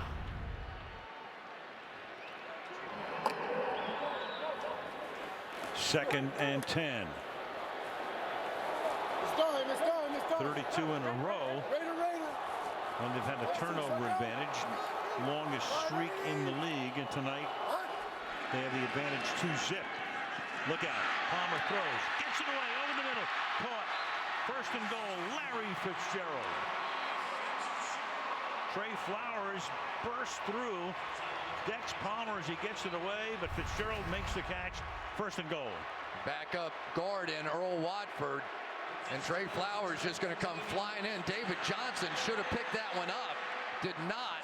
But what a throw. What a gutsy throw right there. And a tremendous catch by Larry Fitzgerald. That guy is going to leave some legacy in the catch department. The percentage of balls that he drops is microscopic. 4 catches tonight, 34 yards. From the 4. Handed off to David Johnson. Can he back his way in? They say he's a little bit short. Just shy of the goal line. Second down and goal. Chris Long able to hold him off. This David Johnson has some moves. Now, I don't care if it's in the open field or in tight quarters. Watch his movement, jumping around these jump cuts, just kept moving, and then the power. Flag on the play here as Johnson takes it in, but let's see about the call. Was second and goal. Carson Palmer says on New England. Illegal substitution, 12 players on the defense. This penalty is declined. The result of the play is a touchdown. Snapped it quickly. Cash in on the Blount fumble, so 7 points off the turnover. It'll be a 3-point game if the extra point is good. Both Arizona touchdowns followed New England turnovers. Watch all the craziness over here. Jabal Sheard and who is that? I think that was the rookie Vincent Valentine just running into each other, and that was a walk-in. Yep. Arizona getting up there quickly, snapping it. New England all over the place defensively, and Catanzaro now for the extra point.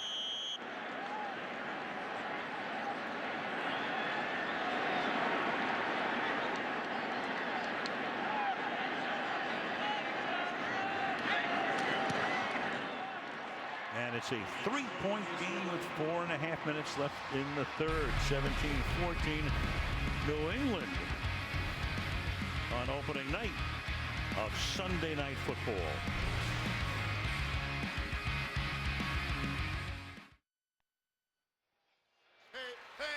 The Tonight Show with Jimmy Fallon this week. You got Shailene Woodley stopping by, Michael B. Jordan, Molly Cyrus will be there, Renee Zellweger. Jimmy Fallon, the Tonight Show this week on NBC. Dusk in the Valley of the Sun, downtown Phoenix. About a 25-minute drive. Not a lot of traffic from University of Phoenix Stadium out here in Glendale. As the kick sails through the end zone, and the Patriots will go to work with 4.5 left in the third from their own 25-yard line.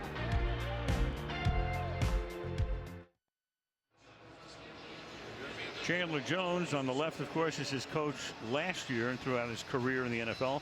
Bruce Arians, his current coach. The trade was made in the offseason, New England and Arizona. Chandler Jones making a lot of money at 12.5 sacks. Part of it had to be a salary cap situation looking down the line. But much loved by his teammates. You got Michael Bidwell, you've got Steve Keim, the great general manager on the right, as Garoppolo starts this drive, and it is Blount And it was Arians who told us the other day. He said, Keim comes and says, hey, I think we can trade for Chandler Jones. He says, don't be fooling around with stuff like that. Don't be kidding around with that. And he was able to get it done. Yeah, we did ask Belichick about it, and he said you can't make everybody the highest paid guy in the league, so you have to make some decisions. And a lot of times in New England, we've seen it before, that the guys that end up with 12 to 14 sacks, something like that, they're willing to let those guys walk and figure out that the system may well be getting many of those sacks. And Jones called Belichick and he said, thank you for not trading me to a crappy team. And he was so proud because he made Belichick laugh. It's right. Hard to do. Edelman picks up a first down on a sweep around the right side. First down. So many times Julian Edelman gets in here tight that you don't think anything of it, and really sets up great opportunities to run some reverses. Once again, Martellus Bennett out in front of there, who's had a nice game. There's Chandler Jones hustling back to make the play. Ball at the 37, first down. A little over 3 to play in the third. And where Chandler Jones is now, right out here.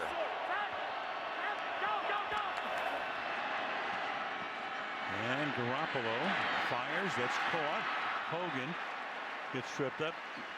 Jones, he was so popular, so he gets traded. Now he's coming out to Arizona for the press conference. Lives in upstate New York, has a connection in Detroit, looks at his messages. Tom Brady says, hey, man, get me on FaceTime. And so Brady's in Costa Rica. Jones is sitting in the airport in Detroit, and Tom's got tears in his eyes. And so Chandler got tears in his eyes, and then he was embarrassed to go get on the airplane because he had to fix himself up. But a lot of respect for that guy. Teammates sent out some really nice messages about him. And this is Blunt going nowhere. It'll be third down. And there were some of the posts. Great player, great teammate, and a great friend. Gronk sending his best wishes. Hightower. Ninkovich. They could use Ninkovich as well tonight. He's gone for 4 games. Well, now for Garoppolo, one of those moments. This game is tightening up, and he needs to deliver again. 3rd and 5. Crowd in full throat from the 42, and Garoppolo throws, and then is caught, and Bennett starts to skid and then is able to keep his balance and pick up the first down. Covered by Branch. Big first down with 1.5 minutes to go in the period.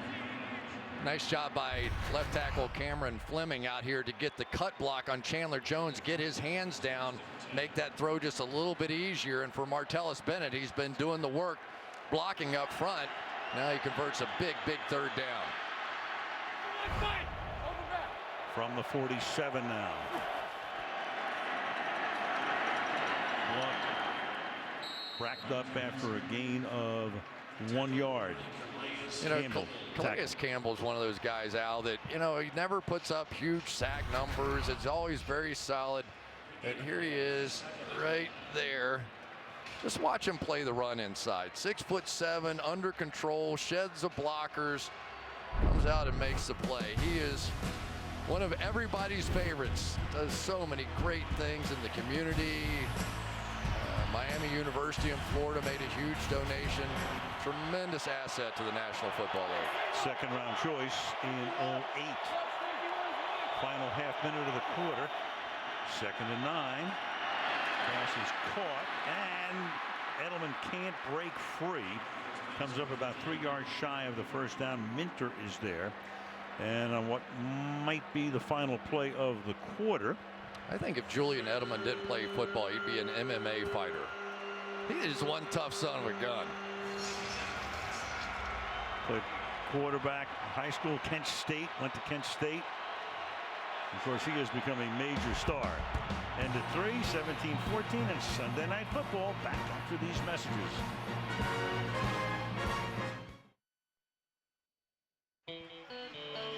A look at downtown Phoenix, Arizona. Tonight's aerial coverage being brought to you by Geico. Al Michaels, Chris Collinsworth, Michelle Tafoya. Sunday Night Football, Week 1. Well, quarterbacks playing well tonight. Garoppolo, 75% completion, almost 200 yards. Palmer, 170 yards through the air. Start the fourth with the 3rd and 3 at the Arizona 47. James White in the backfield with Garoppolo. Garoppolo flings it behind the intended receiver, Chris Hogan, but a flag is thrown. Roughing the passer. Personal foul, roughing the passer, defense number 51 with contact at the knee area, 15-yard penalty and an automatic first down. Kevin Minter with the penalty.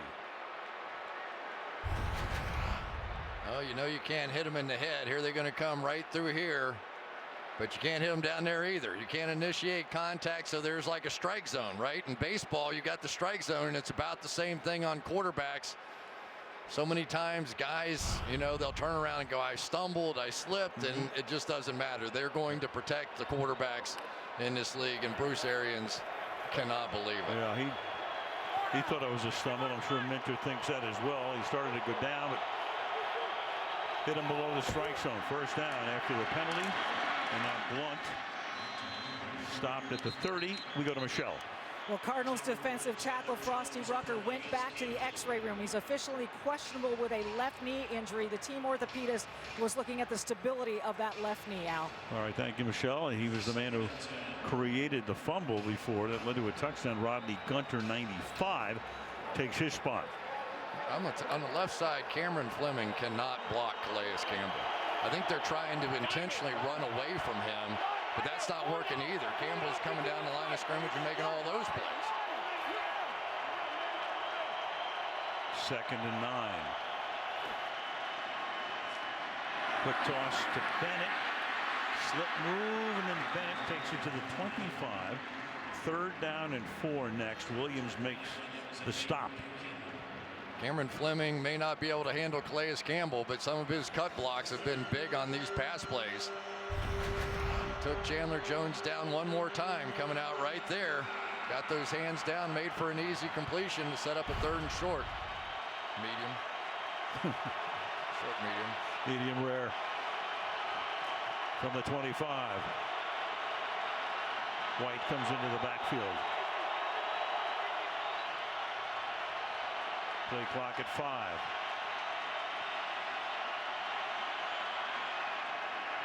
Just to get it off. And Garoppolo throws, and a flag is thrown as Tyvon Branch and Danny Amendola got tied up. And there's also one at the line of scrimmage. You have 2 fouls on the play. In fact, there are 2 flags at the line of scrimmage and 1 flag, or 2 flags now at the goal line. Hope nobody has to blow their nose anytime soon. There are fouls against both teams that will offset and replay the down. Holding, offense number 61. Pass interference, defense number 27. By rule, these penalties will offset and replay 3rd down. Show you the pass interference first on Tyvon Branch. This one's a no-brainer. Ball's coming down, and he initiates contact. Here's the next one. Even with the chip out here, there really was no reason for this, but once Garoppolo started to scramble, you can see the hand inside the shoulder pads, and an obvious call. So back we go to a 3rd and 4. The mobility of Garoppolo coming into play just a little bit more now.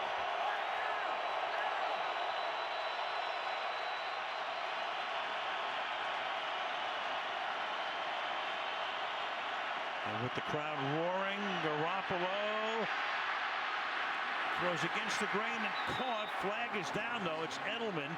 He's in. He'll win that battle, but you got a hold coming up here against New England.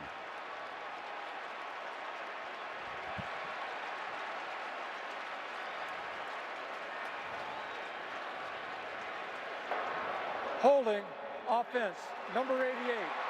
10-yard penalty and replay, 3rd down. That is Martellus Bennett. Going against Chandler Jones. There you go.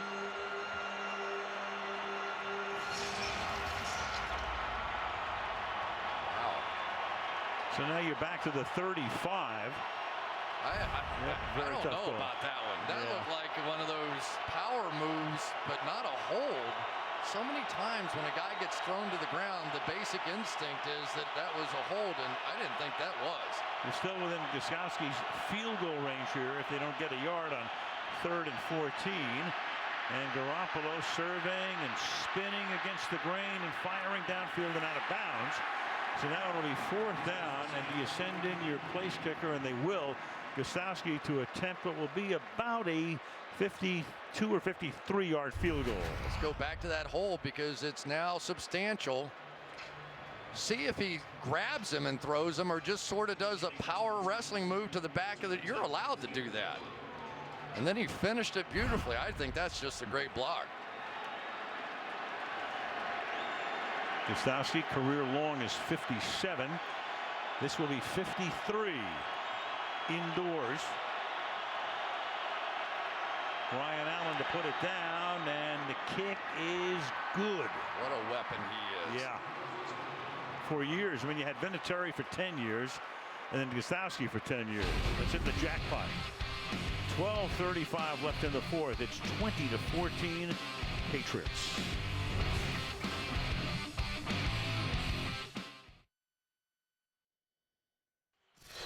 This Saturday coming up in prime time from South Bend, Fighting Irish taking on Michigan State. Saturday, 7:30 Eastern time here on NBC. There's another Golden Domer, Mr. Michael Floyd. His squad taking the measure of Nevada handily yesterday. Short kick fielded at the 5-yard line. Andre Ellington will bring it back out to the 22-yard line. So 12 and a half left. Another close one. All games close today in the NFL.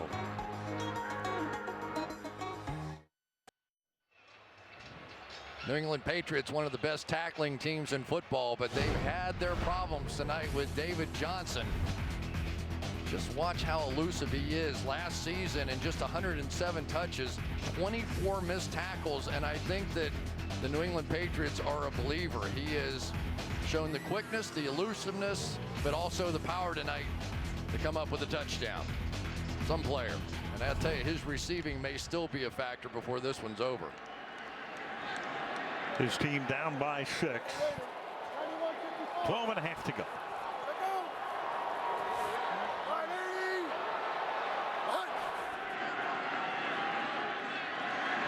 Protected. Johnson making the catch. And he cannot get out of the grasp as a quartet of Patriots led by Devin McCourty stop him after a gain of about 4. It was a big shot at the end of that one, but you can see the strategy. I mean, all night long now, Matt Patricia has just been willing to drop back in those zone defenses, and if Carson Palmer wants to take this, no problem. And then our guys are going to come up with some big shots. That's exactly what happened there. Hey, zone it. Go. 2nd and 5 from the 26. But they stay hugging that line of scrimmage, don't they? Look out. Blitz came, but he gets it away, and it's caught by Andre Ellington for a first down. At the corner, blitz coming right at Palmer, and he's able to get it away. So you're going to send the blitz here, but that means that Jamie Collins has got to get out from the middle of the field to go get into that coverage, and just not able to get there before the first down's picked up. Now they're starting to work Ellington in there as a receiver just a bit too. So it's maybe you come up and you can cover David Johnson, but if you start playing both of them in the backfield, now David Johnson is going to split out as a wide receiver, and they leave Ellington in the backfield. This is going to be a tough matchup out here. Justin Coleman guarding him. Palmer looks the other way, fires into traffic, and it's incomplete. And Floyd looks for the flag and gets one. Penalty flag at midfield. Malcolm Butler says, what? Come on.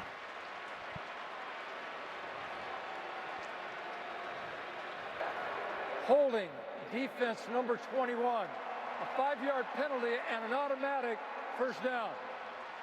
So they didn't call the pass interference. They called the hold, which happens earlier.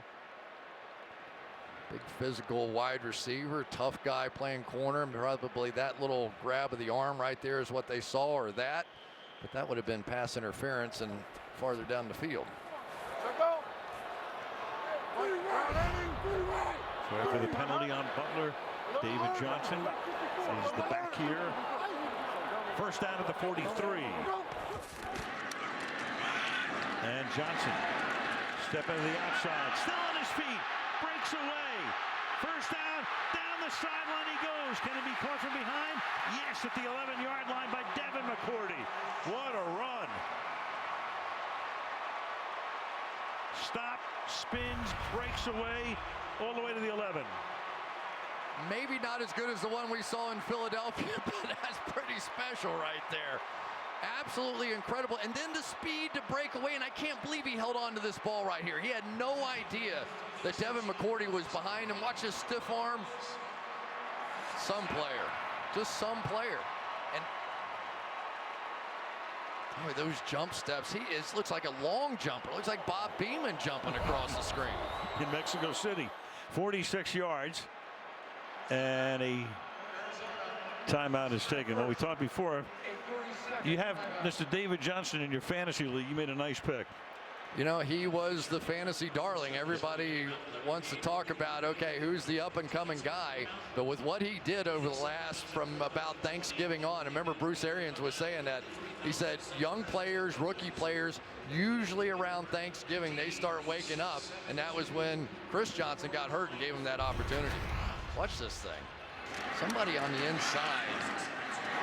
That was Vincent Valentine, number 99, the rookie. Just had him dead to rights. And watch this. I mean, everybody fumbles that ball. When they don't see the guy coming from behind, here's Larry Fitzgerald, such a key blocker in so many situations. But that was really all David Johnson. Look at that stiff arm. Johnson with 128 scrimmage yards tonight.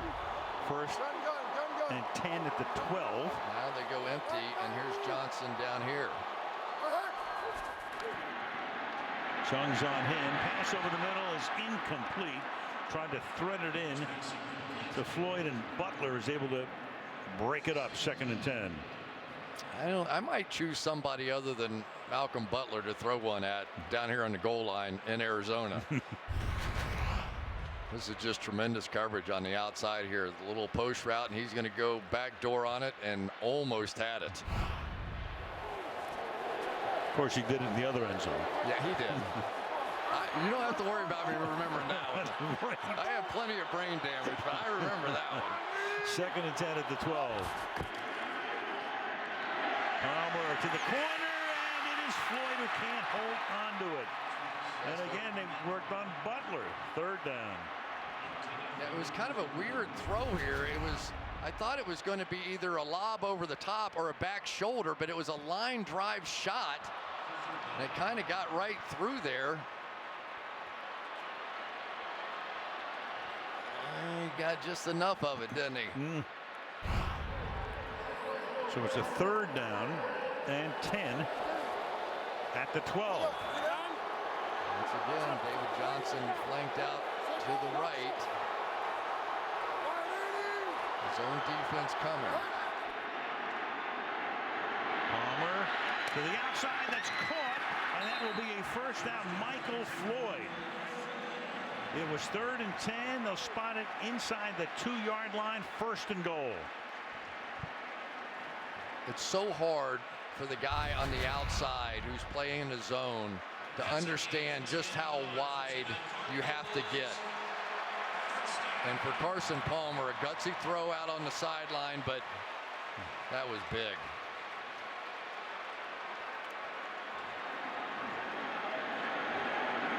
Palmer 16 to 27 now, 197 yards.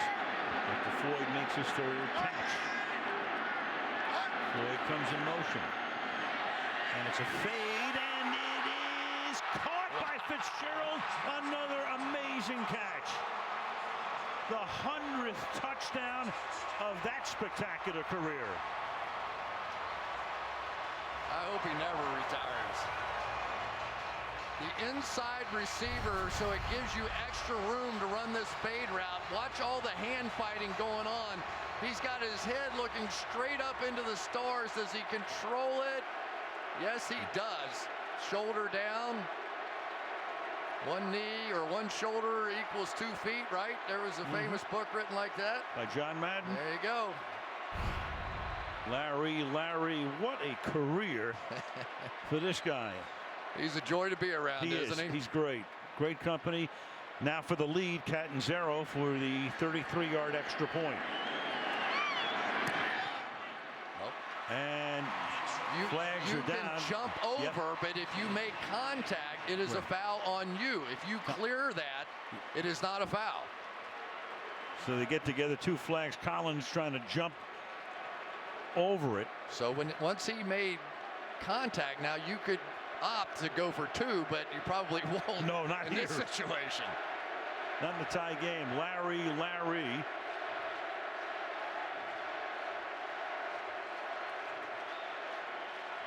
If any part of your body, if you clear it, it's During legal. the kick, personal foul, leaping number 91 on the defense.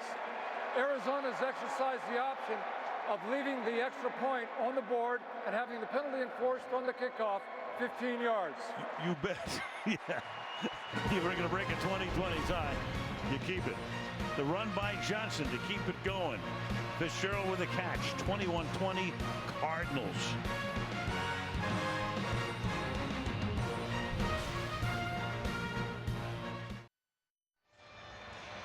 Thursday Night Football comes your way on CBS and the NFL Network. In 4 nights, it's the Jets against the Buffalo Bills. He's still trying to get up off the deck after losses today. Looking down into University of Phoenix Stadium. Roof is closed. Over 100 degrees outside at game time. And 71 here. And that kickoff winds up somewhere in Mesa. I can tell you that Sunday Night Football is brought to you by Nationwide. Nationwide is on your side. By AT&T, mobilizing your world. By Wendy's. And by Mercedes-Benz, the best or nothing. Well, widely considered as America's greatest architect, Frank Lloyd Wright's 600-acre winter studio and home known as Taliesin West, located in nearby Scottsdale.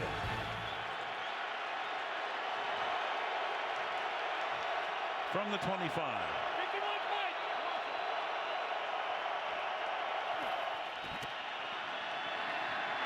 Play action, and he gets swallowed up. Chandler Jones already has a fumble recovery tonight, and now a sack. 12.5 for him last year for Bill Belichick's team. And now an Arizona Cardinal having a big debut. That's the reason you pay pass rushers big money. Watch this little loop back inside, a little juke right there, just like a running back like David Johnson's been doing.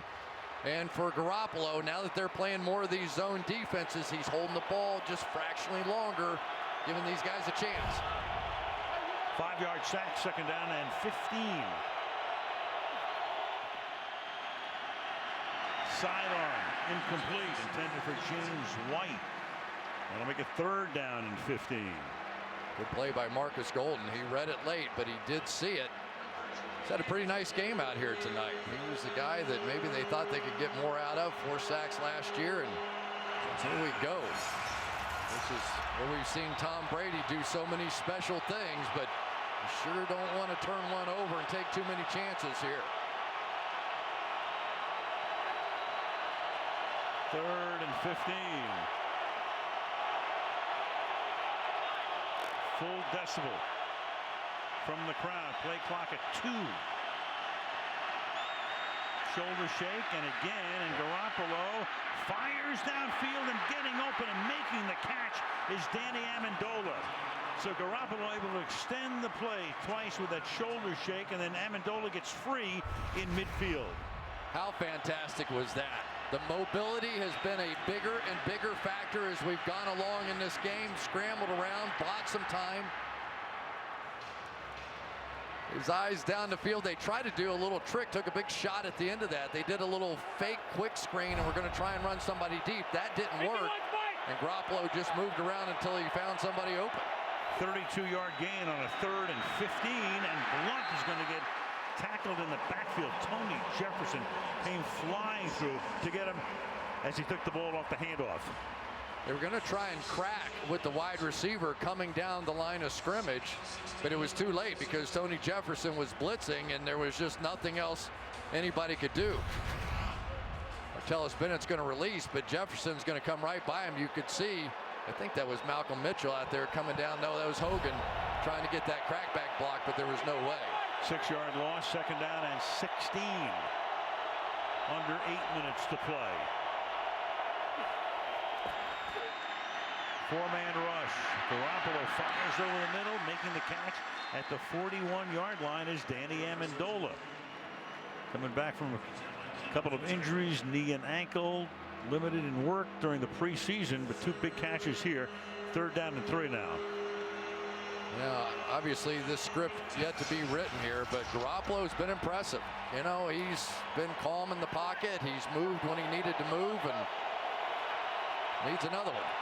And without Gronkowski. 3rd and 3.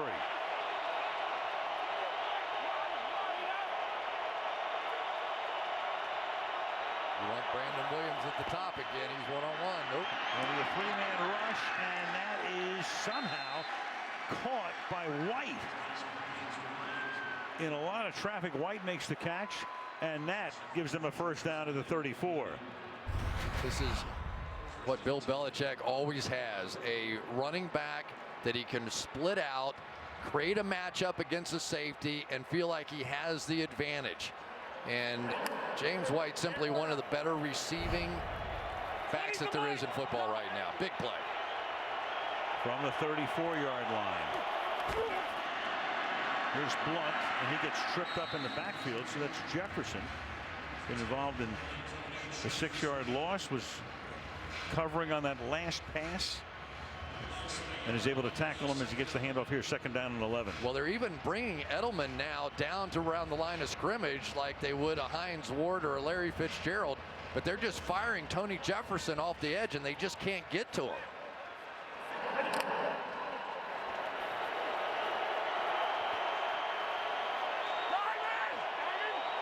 Second and 11. Well, the fullback James Devlin flanked out now. Pass is incomplete here. That's intended for Martellus Bennett. Covered on the play by Peterson, so it's 3rd and 11. And you would be talking about, if they don't gain a yard here, another 52 or 53-yard field goal attempt for Gostowski. Yeah, it's a tough call here for Josh McDaniels, but I think you have to make sure it's completed. You certainly can't take a sack or a penalty here to drive you out of range, but anything short is going to help this field goal. Or run. Yeah, and they give it to Blunt, and Blunt's going to get a 1st down all the way to the 22. So they needed 11, got 13, broke away from Peterson. 1st down, Patriots. Got the defense all sitting back there. All they're thinking is go ahead and take the check down there, Jimmy Garoppolo. Instead, he turns around and hands it off, and Patrick Peterson misses the tackle. That was a big missed tackle. Because now you've got the clock ticking down here, and you're already in field goal range. So they're going to try and milk this for all it's worth. Now you're under 5 minutes.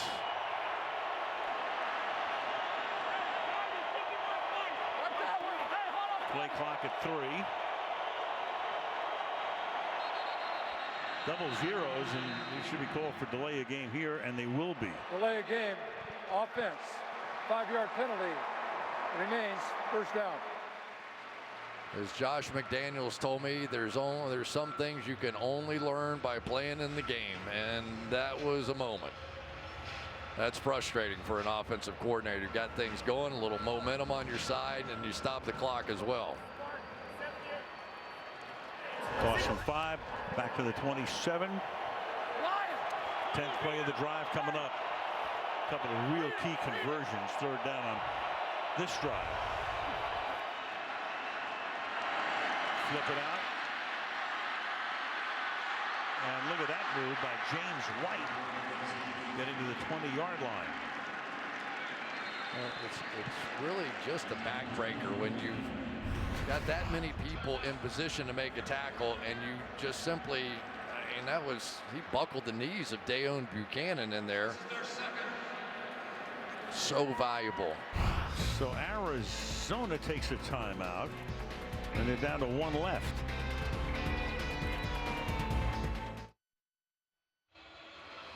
Bruce Arians called that timeout. We were kind of shaking our heads a little bit up here. Does he call it because he's trying to preserve the clock? We understand on the front side of the 2-minute warning, but with 4.5. Or maybe he thought his guys were just gassed and needed a break. In any event, that's a valuable timeout that just went by the boards. 2nd down and 8. The ball is at the 20-yard line. And Garoppolo throws on the run. Into the 17 goes Danny Amendola.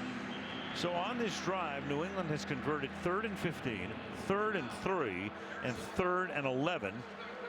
Now it's 3rd and 5, and Arians is going to take another timeout. So he's used all of his timeouts now, and the only other time the clock stops is the 2-minute warning. So, well, Bruce does some odd and unusual things, and normally quite successful. But I can't remember a game, Chris, I've seen the timeouts used in this manner with this much time left. Yeah, me either, except that he came up with a pretty good play there after his defense got a breath. So maybe that's part of the process, but now this begins to make this a very important play. And you wonder what Belichick may be thinking on this one. But this is really big. Let him kick the field goal here and you still have no problem. Problem maybe New England gets the ball back at the other side. 3rd and 5. And Garoppolo escaping again and can't get the first down. But in will come Gostowski to try to give them the lead. Dayon Buchanan makes the tackle. It'll be 4th down and 2. Boy, it sure is nice to have a middle linebacker with safety skills. He was drafted as a safety, but he plays linebacker on this team. Garoppolo's got some good quickness, but Buchanan gets him on the ground. He breaks that tackle. He may well have picked it up. Big play. 32-yard field goal attempt coming now for Gostowski. Timeouts look a little better now. And New England takes the lead again with 3:44 remaining in regulation. It's 23-21.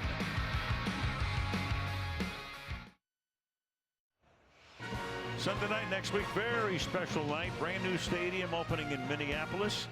And it's the Packers and the Vikings. That alone on any given Sunday.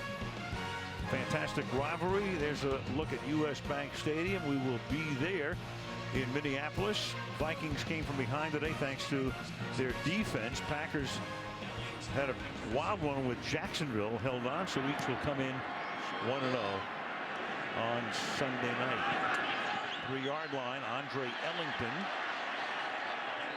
flagged down. Ellington comes back to the 18-yard line.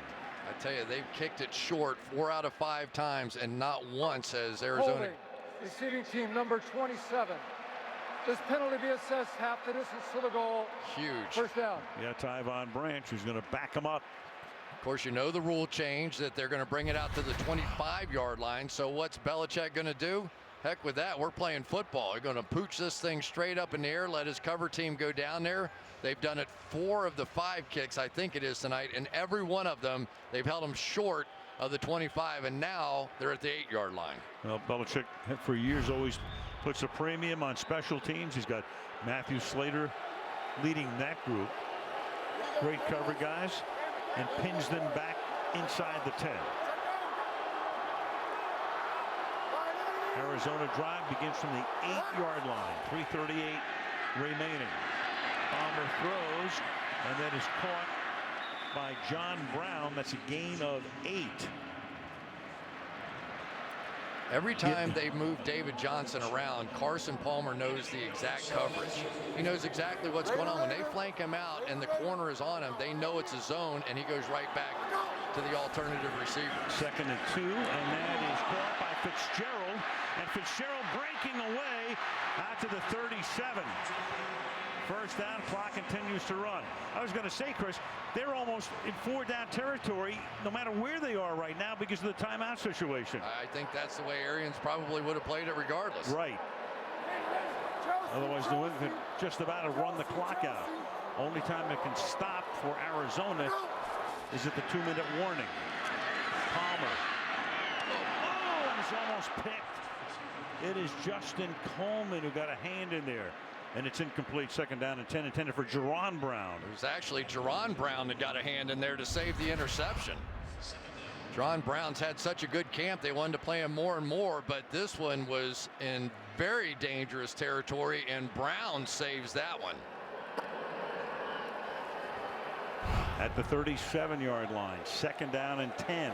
This is Larry Fitzgerald time. You just got to give that guy a chance to win the game. We've seen him do it too many times. 2 touchdowns for Fitz tonight, 6 catches. Palmer fires, and at the 49-yard line, who else but number 11? First down, Logan Ryan with the tackle. Give a little credit to DJ Humphries on that one as well. He's out there, the young man's trying to do as well as he can. Hasn't been a perfect night by any means for him, but he handled Chris Long that time. 2:15 and ticking down. Palmer fires over the middle, and that may have been tipped, and that's incomplete at second down and 10. Go back to Larry's last catch. I mean, it's just magical. The way the ball sticks in his hand sometimes, and so disciplined with it, and his eyes right there. Here's the first catch. That was the harder one. He didn't even see that ball, and then the touchdown was looking straight up in the sky and made that one. Max 26. They go 3-by-1 to the left side on second down and 10. It's tossed out to Johnson, and Johnson will be taken out of bounds by McCourty, setting up a third down and 7. And as we say, you're in a situation here where you got to go for it on fourth down. Yeah, I think so too. And really, Catanzaro, not really a big long range kind of kicker. The long of his career is 51 yards. Long last year 47. So if you're thinking about any sort of miracle kick here, they probably would have to go for it on fourth down if they don't convert.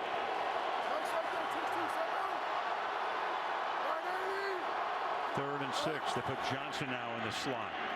Palmer over the middle. It's Fitzgerald again, taking us to the 2-minute warning with a first down. Tackled by Logan Ryan. Is he 33 or 23? Amazing. 2-minute warning. What a game.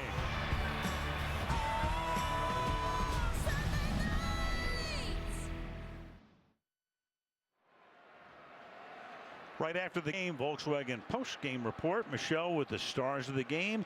Bob, Tony, and Mike break it all down. And a look ahead to next week's game in Minneapolis, Packers-Vikings.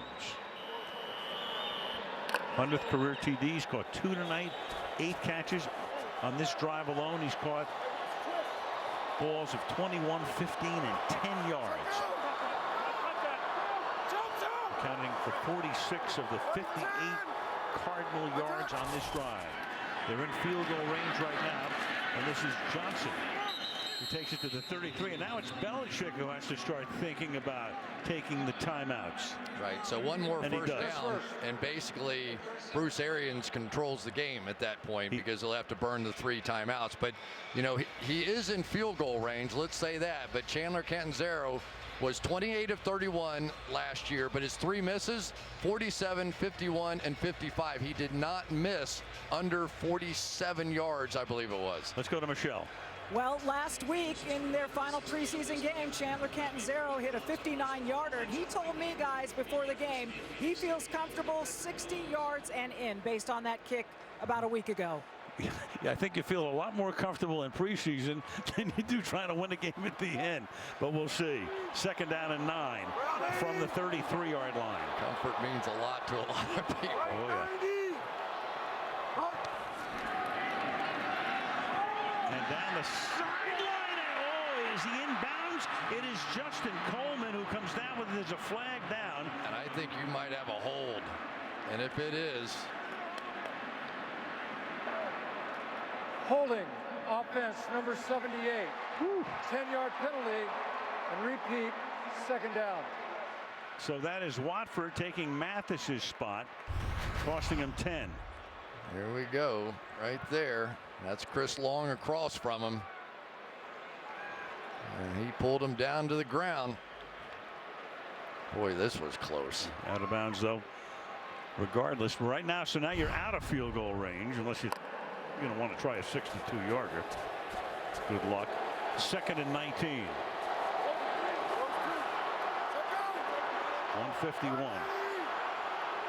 Pats with 2 timeouts. Palmer spins away. Ellington nowhere to go. To the 48-yard line. Sheard makes the stop. 3rd down and 24. The reality is 3rd down and we've got to get back in field goal range. We're going to find out how comfortable from 60 yards Chandler Catanzaro is, but they still have to pick up 7 or 8 yards to just give him that shot. Well, that penalty also enabled Belichick not to have to use a timeout because they're out of field goal range right now. He can save his 2. 3rd down and 23. And now they take a timeout. Timeout. Dante Hightower takes New it. England, they're second. On a 3rd and 23. I don't think Belichick liked what he saw. No, yeah, probably. Yeah, that was a much more, okay, guys, let's think about this now. Don't worry about guarding down to the 1st down marker. They had Jamie Collins wandering around right down there, so they were going to try and funnel everything into him on this play. Hightower, for whatever reason, didn't feel good about that, and that's probably a good discussion on the sideline over there for Matt Patricia, saying, guys, listen, we're really guarding the 10-yard area here.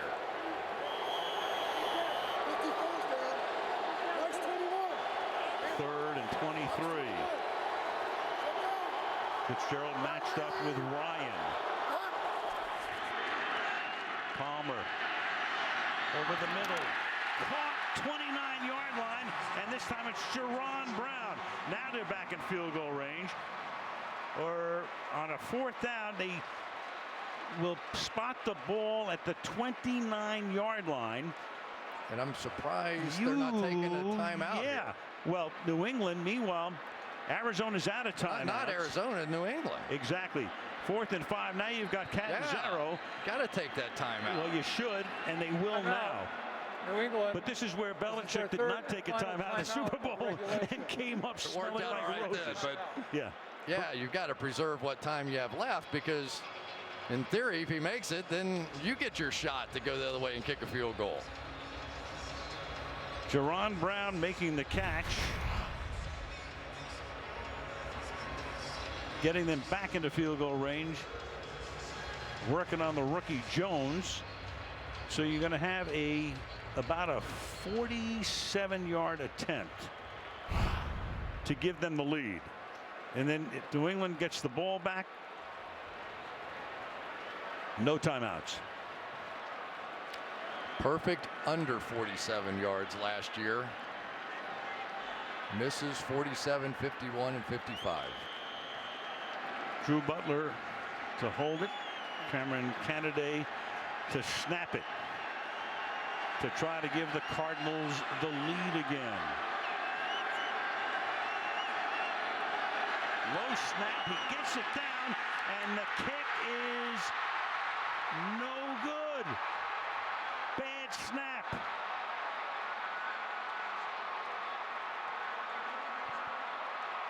Cameron Canaday, the rookie snapper. You try and save a little money here and there. That snap was low and away, and it just threw off the entire timing of the kick.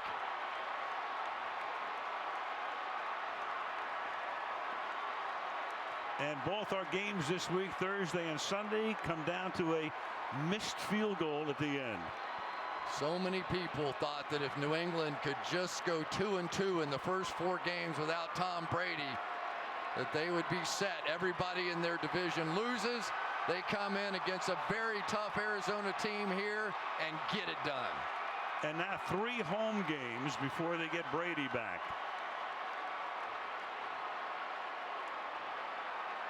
Well, it'll be a long night for Canada, but it comes down at the end to a bad snap. What a game for Fitzgerald. Amazing. Very nice game for Jimmy Garoppolo, too. On the road, under pressure, no Gronkowski. All the pressure on him, and he got it done. 23-21. Patriots in a back and forth opening night game in the desert. From 47, Butler was able to get it down, but the mistiming, the kick wide to the left. And the Patriots go home for the next 3, upsetting the Cardinals on the road. Volkswagen postgame coming up on the other side of the break. Welcome to the Volkswagen Passat postgame report. Here now, Bob Gustus.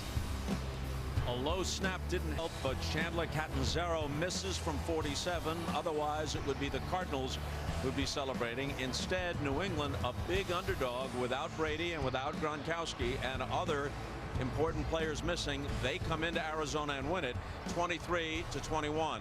The game balls will go to Jimmy Garoppolo and to Julian Edelman. Garoppolo, making his first NFL start, was 24 for 33 for 264 and a touchdown. Edelman caught 7 of those passes for 66 yards, and Garoppolo and Edelman get to visit with Michelle.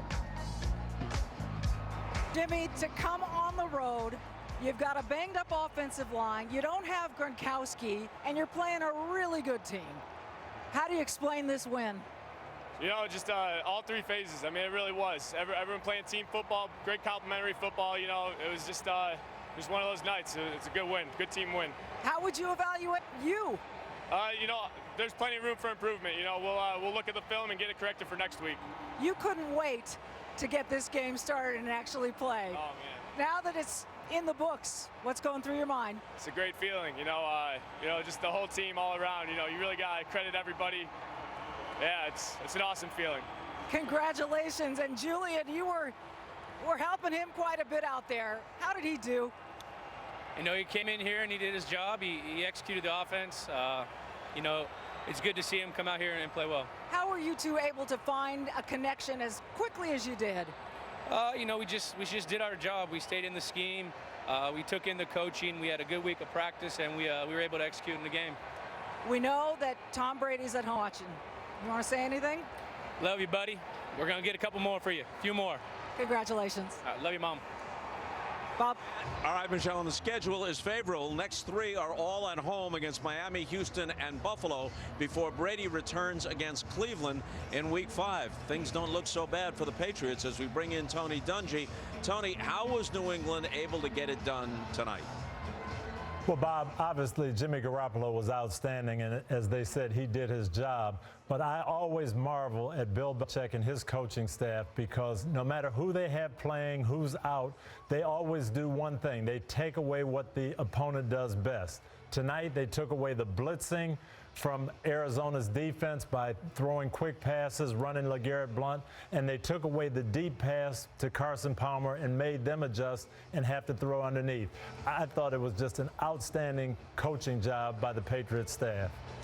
On the other hand, if you're Bruce Arians, you know that your next 5 games on the schedule are all against teams that didn't make the playoffs a year ago, and you came close to beating the Patriots. Granted, Patriots were without Brady, without Gronkowski, as we've mentioned all night long. If you're Bruce Arians, what are you telling your team in the locker room now or when you reconvene for practice? Well, you can't get down over one loss, but this is a game they obviously felt like they were going to win. You're playing at home. You never want to lose at home. You're playing to a backup quarterback, a banged-up team, and you had a chance to win it. So you get over that as every coach does. Hey, let's look at the tape examine our mistakes and improve, but we've got a lot of football left to play. We're not going to hang our head over one loss. Tony, thanks. Let's move over now to Mike Florio, Pro Football Talk. So, Mike, Russell Wilson injured his ankle today. Seahawks victory. What's the latest you're hearing about his condition?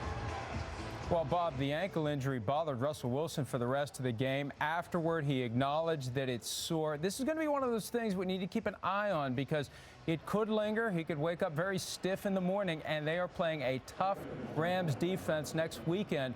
First regular season game back in L.A. since 1994. And in Minnesota next weekend, new stadium opening, but it's going to be the same routine we saw this past week. Will it be Sean Hill? Will it be Sam Bradford at quarterback for the Vikings? Coach Mike Zimmer will surely keep it close to his vest. Sean Hill played very well enough to win on Sunday in Tennessee, but they're trying to get Bradford ready to go. He's the guy with the upside that they think can carry them where they want to go. Tomorrow, I'll talk to receiver Stephon Diggs, who had 103 receiving yards for the Vikings today on PFT Live, and maybe he'll tell me who's going to start next week. I have a feeling, though, Bobby probably won't.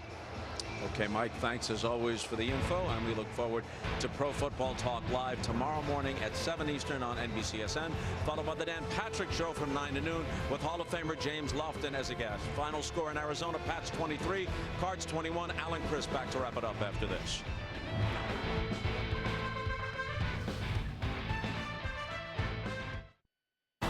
Welcome back to the Volkswagen Passat post-game report. Rodgers fades, pressure comes, he feels it, he steps up, he throws as he's hit, one-on-one, end zone, caught, touchdown, miraculous look. Mariota shotgun, play action, he's going to dump it, intercepted Eric Hendricks, and there he goes, touchdown, a 76-yard pick six. Wasn't easy for either team, but it's the Packers and the Vikings, each coming in 1-0, opening up the brand new stadium in Minneapolis. Very hot day in Jacksonville. Jaguars, a very much improved team, but the Packers were able to get it done down there. They sure did, and anytime you get on the road, both these teams did, very important. But for Jordy Nelson to come back and be a factor, Eddie Lacy looked trimmed down, and then the defense basically carried the day. So you just wonder how soon can Sam Bradford get ready. It's not easy, Al. I mean, you're trying to just remember the plays themselves and then go out there and make it work. It won't be easy. Yeah, the defense got it done for Minnesota, certainly. 2 big defensive touchdowns. So whether it's Hill, whether it's Bradford, we don't know. As we say, it might be next week before we find out, but it's going to be some night in Minneapolis. That's a beautiful building. I cannot wait to see that building. So that's Sunday Night Football. Next week, we will talk to you from the Twin Cities. Final score again tonight was 23-21, New England. As that wraps up our coverage of Week 1, Michaels, Collinsworth, Tafoya, Costas, Tirico, the whole gang, Godelli, and Esikoff saying good night from Glendale, Arizona. We'll talk to you next Sunday.